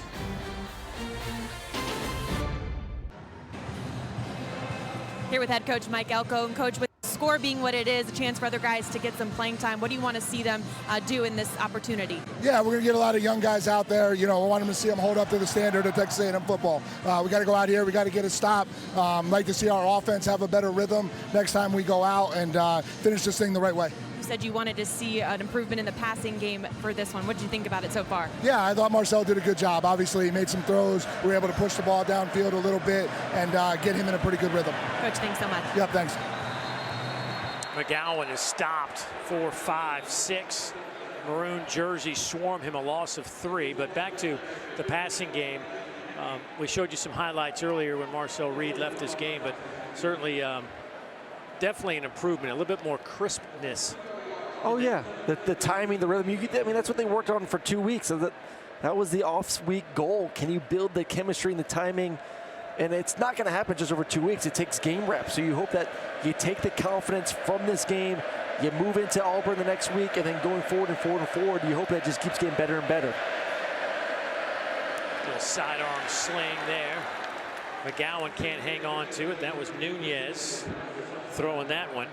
Well, it's funny. We had, you know, we talked about having USC a week ago against Vanderbilt, and you know, Lenore Sellers, another young quarterback, mobile quarterback, and talking with their staff, their big message to him was like, listen, utilize your legs as a weapon as you develop as a passer. And I think that's the same message for Marcel. Is like, don't be afraid to continue to use your legs as you develop as a pocket passer, as you develop the knowledge of how concepts work against certain defenses.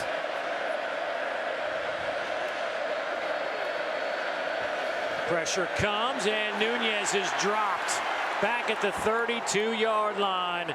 Malik Silla gets in there for his first sack of the season, a loss of 6. We saw the big play on the jet sweep the previous possession. This one just one-on-one with the left tackle.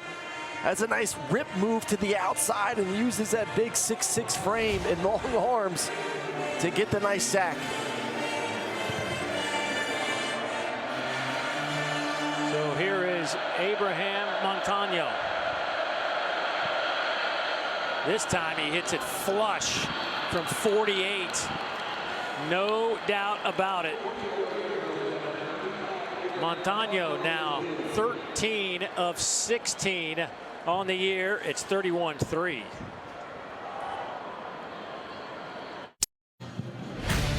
Back to an SEC Saturday night presented by T-Mobile 5G home internet. Boy, what a beautiful day. Beautiful weekend here in Bryan College Station. And 105,815 people poured in to Kyle Field for this non-conference matchup. Kudos to the A&M fans for showing up for a game against a team that you don't really have much of a rivalry with. Only the second time you've ever played, and they came in 2-7 on the year. And they were ready to go from the opening kick.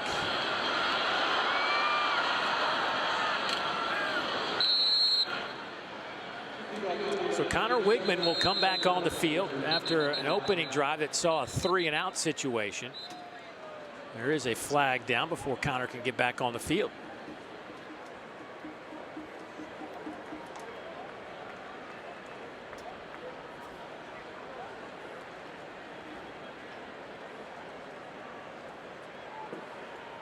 During the return, illegal block in the back. During the return team, number 29, 10-yard penalty.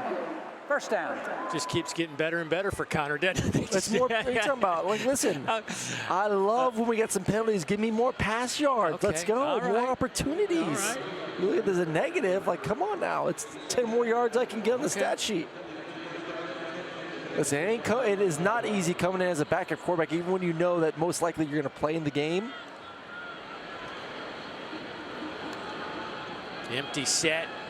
Connor looks to throw, will tuck it and run and dive forward out to the 20-yard line. Quincy Davis will get credit for that tackle, but a 6-yard pickup for Connor. Well, that's the one thing too. It's like, you think of, okay, we have two quarterbacks, and Marcel's the runner, and Wigman is not. Wigman is he's more than a capable guy that can tuck it and run. It's just the mistakes he made this year with some of the decisions, throwing the ball into coverage, and you cannot turn the ball over in this league. Donato with a nice run.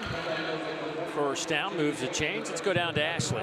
Guys, Connor Wigman definitely frustrated after that last outing, but all game long I've been watching Marcel Reed and Connor just poring over the iPad, dissecting different drives, bouncing ideas off each other. And guys, we talked about in the meetings this week with offensive coordinator Colin Klein. He said at the beginning of the year, he laid it out in the quarterback room, said our job is to do what's best for this team and winning quarterback play. So whoever is in that spot that will do is best is going to go. Marcel telling me that honesty from the beginning, that has set up a really good relationship with all the guys in that room. It still can't be easy if you're Connor Wigman. You came in on all the list, preseason watch list for the Johnny Unitas Golden Arm. And speaking of Golden Arms, lost this one up, and flags will come in. That'll be pass interference against New Mexico State.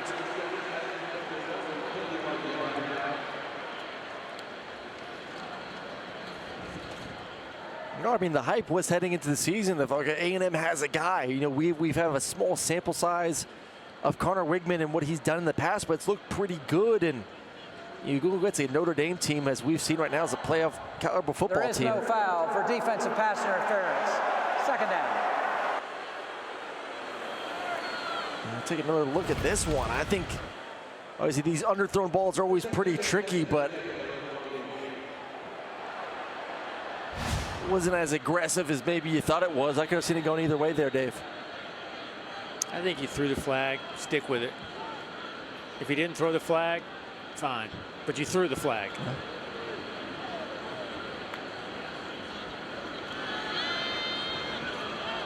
High throw, but caught there by Theo Mellon Ostrom, who's having a heck of a game now.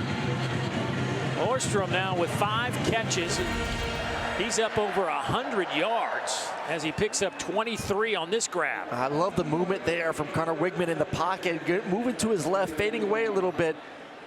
And Theo only 4 catches on the season heading into the game. And something Colin Klein wanted to do is build some depth at this tight end position. Guys that you could play and create some vertical passing game with. And I think they've answered that question as well tonight. 5 for 111. Near side caught there by Bussey. He is dropped at the 35. That'll be a first down. Tyler Martinez makes the tackle, but another 14 yards for A&M. Well, that's another guy, Bussey, that I know this coaching staff is excited to see. The freshman, 9 catches on the season heading into the game, but they just said, man, he's someone that can, you put the ball in his hands, what he could do with it. So interesting to see, with the running back position, do you find ways to get too involved back there a little bit with some jet sweeps and other ways just to see, hey, get him in space, see what he can do against linebackers and safeties? How about Martinez? 9 tackles. They're all solo stops for New Mexico State. Wigman going toward the end zone. Tight spiral. That one is intercepted. threw it right into the arms of Taden Barnes. It's almost like Barnes was the intended receiver, and flags come flying out after his post-interception reaction. And we've seen him run stride for stride in the first half with some of these deep passes down the field. The result of the play is interception. After the play, unsportsmanlike conduct, number 3 on the defense.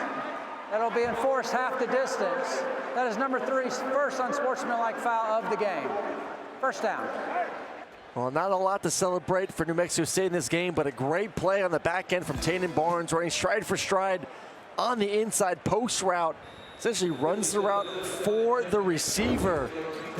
And New Mexico State just got a field goal, gets back on defense, and gets their first turnover of the ball game to get their offensive ball back down 31-3.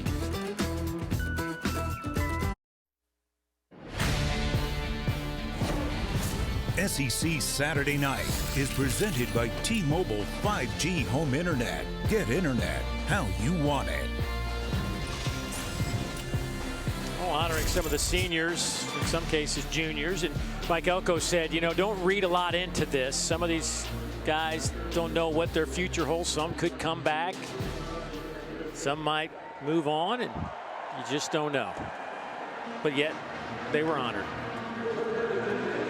I also like the fact they had senior night tonight and not against Texas in 2 weeks. Really the last game of the season, just to get that emotional night out of the way now. That handoff goes to Mike Washington. 10.5 to play here in the game, and certainly Texas A&M a week off after the loss to South Carolina. It was you know, all about, and it always is, as the coaches told us, it's always about A&M. It's how can we make sure we're better, and certainly they talked to us about some of the things they did. Didn't want to grind the guys down, but still had some 1-versus-1 work, especially in that pass game.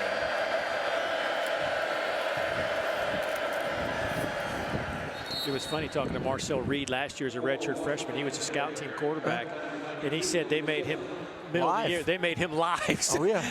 So, you know, he may not have had a lot of experience in games last year. Of course, had a great bowl game, but he saw a lot when you start thinking about how good this A&M defense is and was a year ago.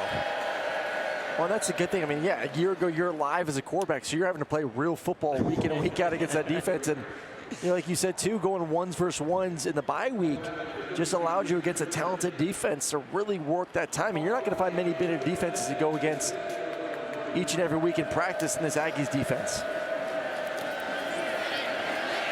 Marucci trying to get out of some trouble, lowers his shoulder, and he'll be wrapped up and flipped over out of bounds around the 24. Javon Thomas over there. Oh, the speed of this defense, even the backups out there laying the boom, running from sideline to sideline. Superman tackles from the freshman linebacker Lockhart there.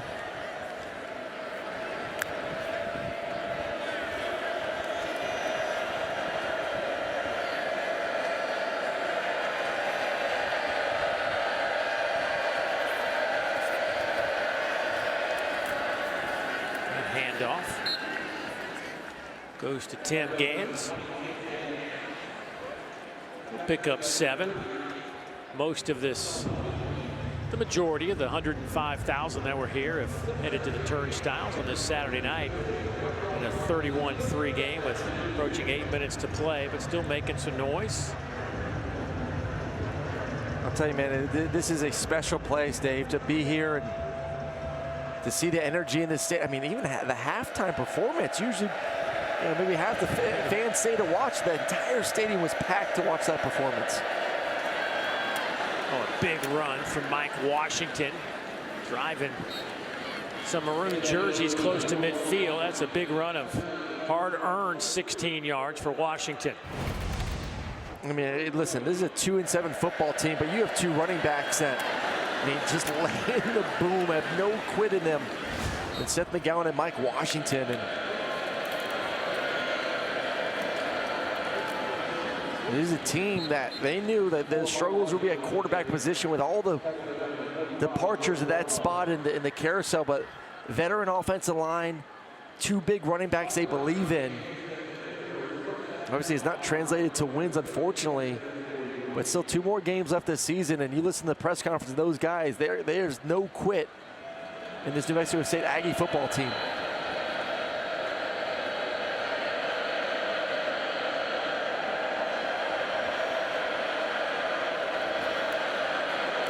Gans on the run on 2nd down. I'll bring up 3rd down at about 3. New Mexico State with 11 first downs, just 11 first downs tonight. Meanwhile, Texas A&M has racked up 26 first downs. 512 yards for A&M and 203 total yards for New Mexico State.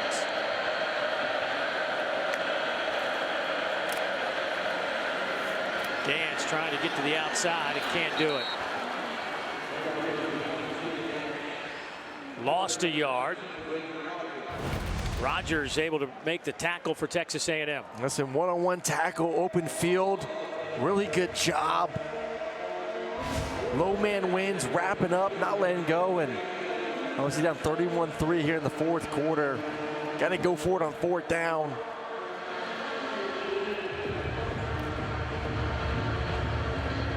Been real quiet tonight. TJ Pride, number 17, their go-to receiver in the slot. Going to be to the bottom of your screen, number 2 receiver. Batted in the air and incomplete.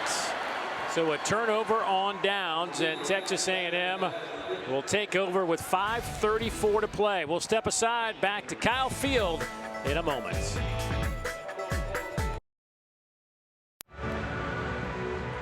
Well, Miles O'Neill, the true freshman out of Marblehead, Massachusetts, getting some work here late in the 4th quarter. 6'5", 220, big old boy now. Woo.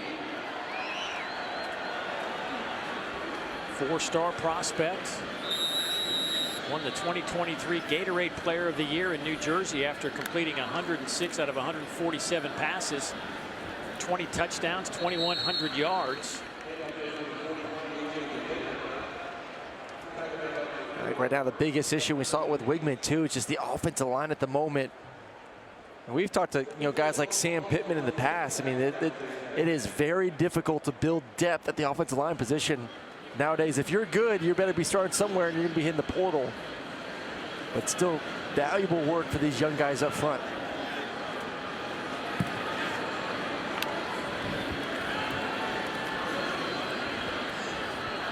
Throw, it's incomplete. That'll stop the clock with 4:55 to play. Ashton Brethel, the intended receiver.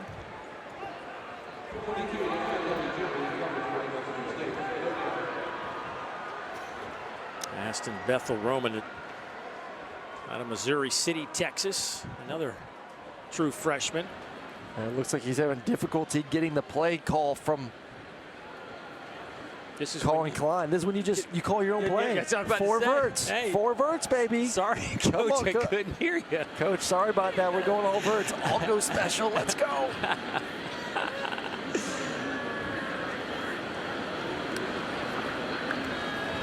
Throw it again. Hit as he throws, and the pass is caught there. That one goes to Ashton Bethel Roman. A nice throw from the quarterback. Good timing there. Was given enough time in the pocket to settle in there. Good protection.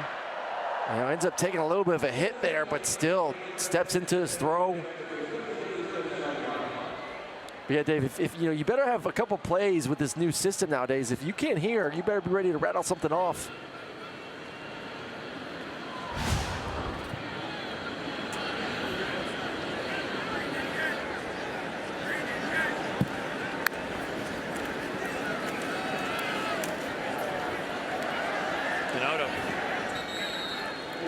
AJ on that carry. Pick up 5.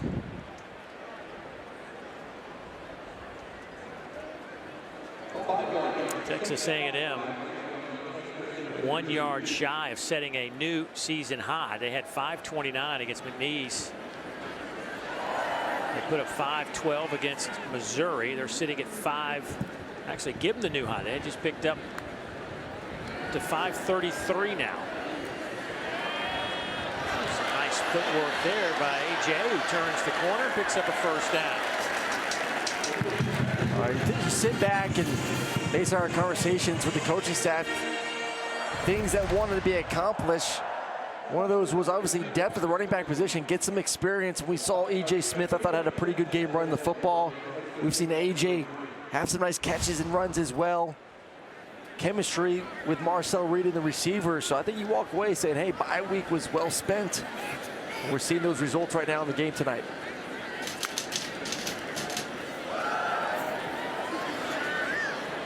Handoff loses a couple of yards. Don't forget next week, Texas A&M pack up their bags and head over to Jordan-Hare Stadium. I'm telling you, you better be ready to play in that stadium. I don't care how good or bad Auburn is. For someone who I've played in that stadium, unfortunately, 3 times in my career, with the SEC change, we ended up having to play there back-to-back seasons. It's a tough place to go in and play.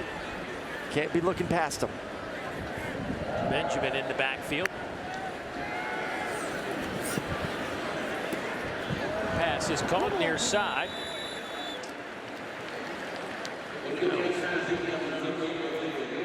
Be shy of the first down. They got to get it inside the 15. They'll spot it at the 19. Isaiah Williams making the catch for A&M, and they'll let the clock wind down to 2 minutes. 31-3, Texas A&M.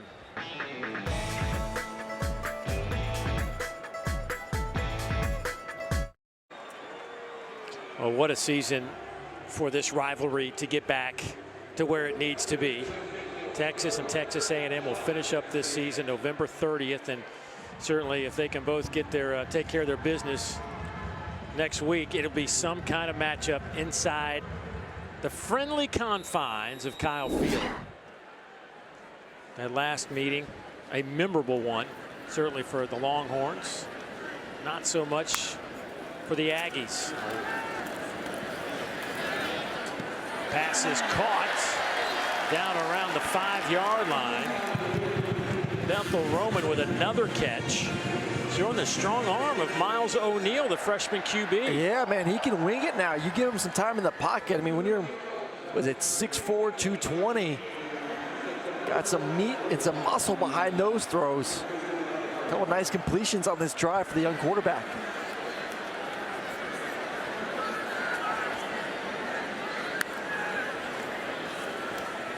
Hand it off, and nothing doing there.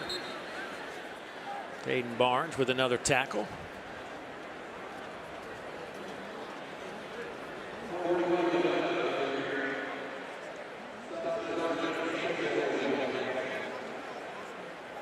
He is not used to hearing in his helmet at all.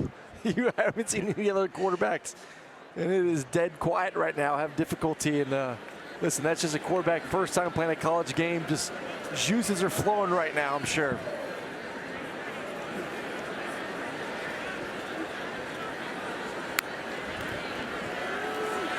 Doyle to throw, stands up in the pocket. Touchdown, Texas A&M. Ashton Bethel Roman on the reception.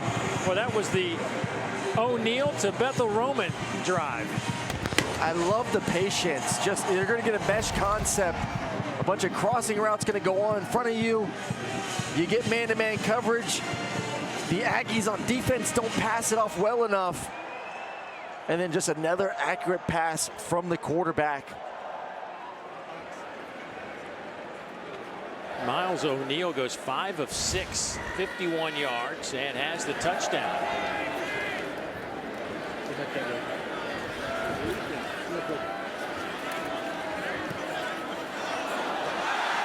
And the point after clanks off the crossbar and goes over.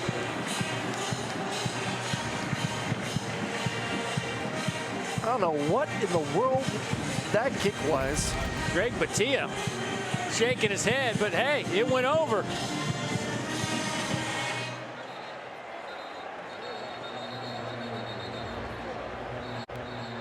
like somebody might have tipped that at the line. It certainly wasn't a clean kick by any stretch.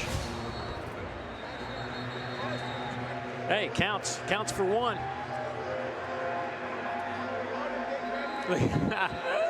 I think his reaction kind of says it all.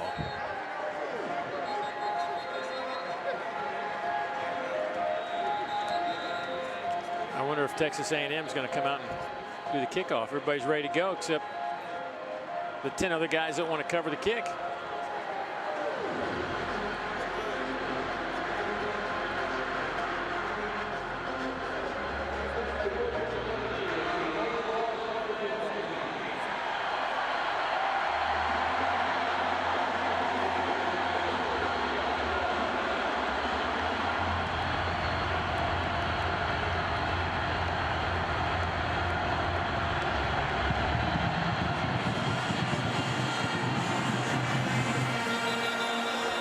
Catch called for.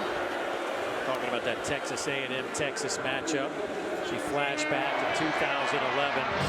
This is what it looked like on November 24th here at Kyle Field, and one heck of a game that finished on this kick. A heartbreaking night for Aggie fans, and that was the last time they had a chance to face their bitter rivals. I mean, you said it, but this is, you could not have asked for a better season. Playoffs on the line. SEC heading to the SEC championship on the line.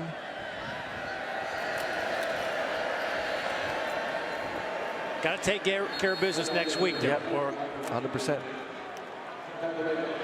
But if things play out, it's a massive game. Yeah, it's huge. It is a oh man, you could not have written a better script for Texas's first year in the SEC to have to come into this stadium with a lot on the line. This will be a nice win for Texas A&M after losing to South Carolina by 24 2 weeks ago. And of course, will set them up for that final stretch. Incomplete inside the 20 with 8 seconds to go.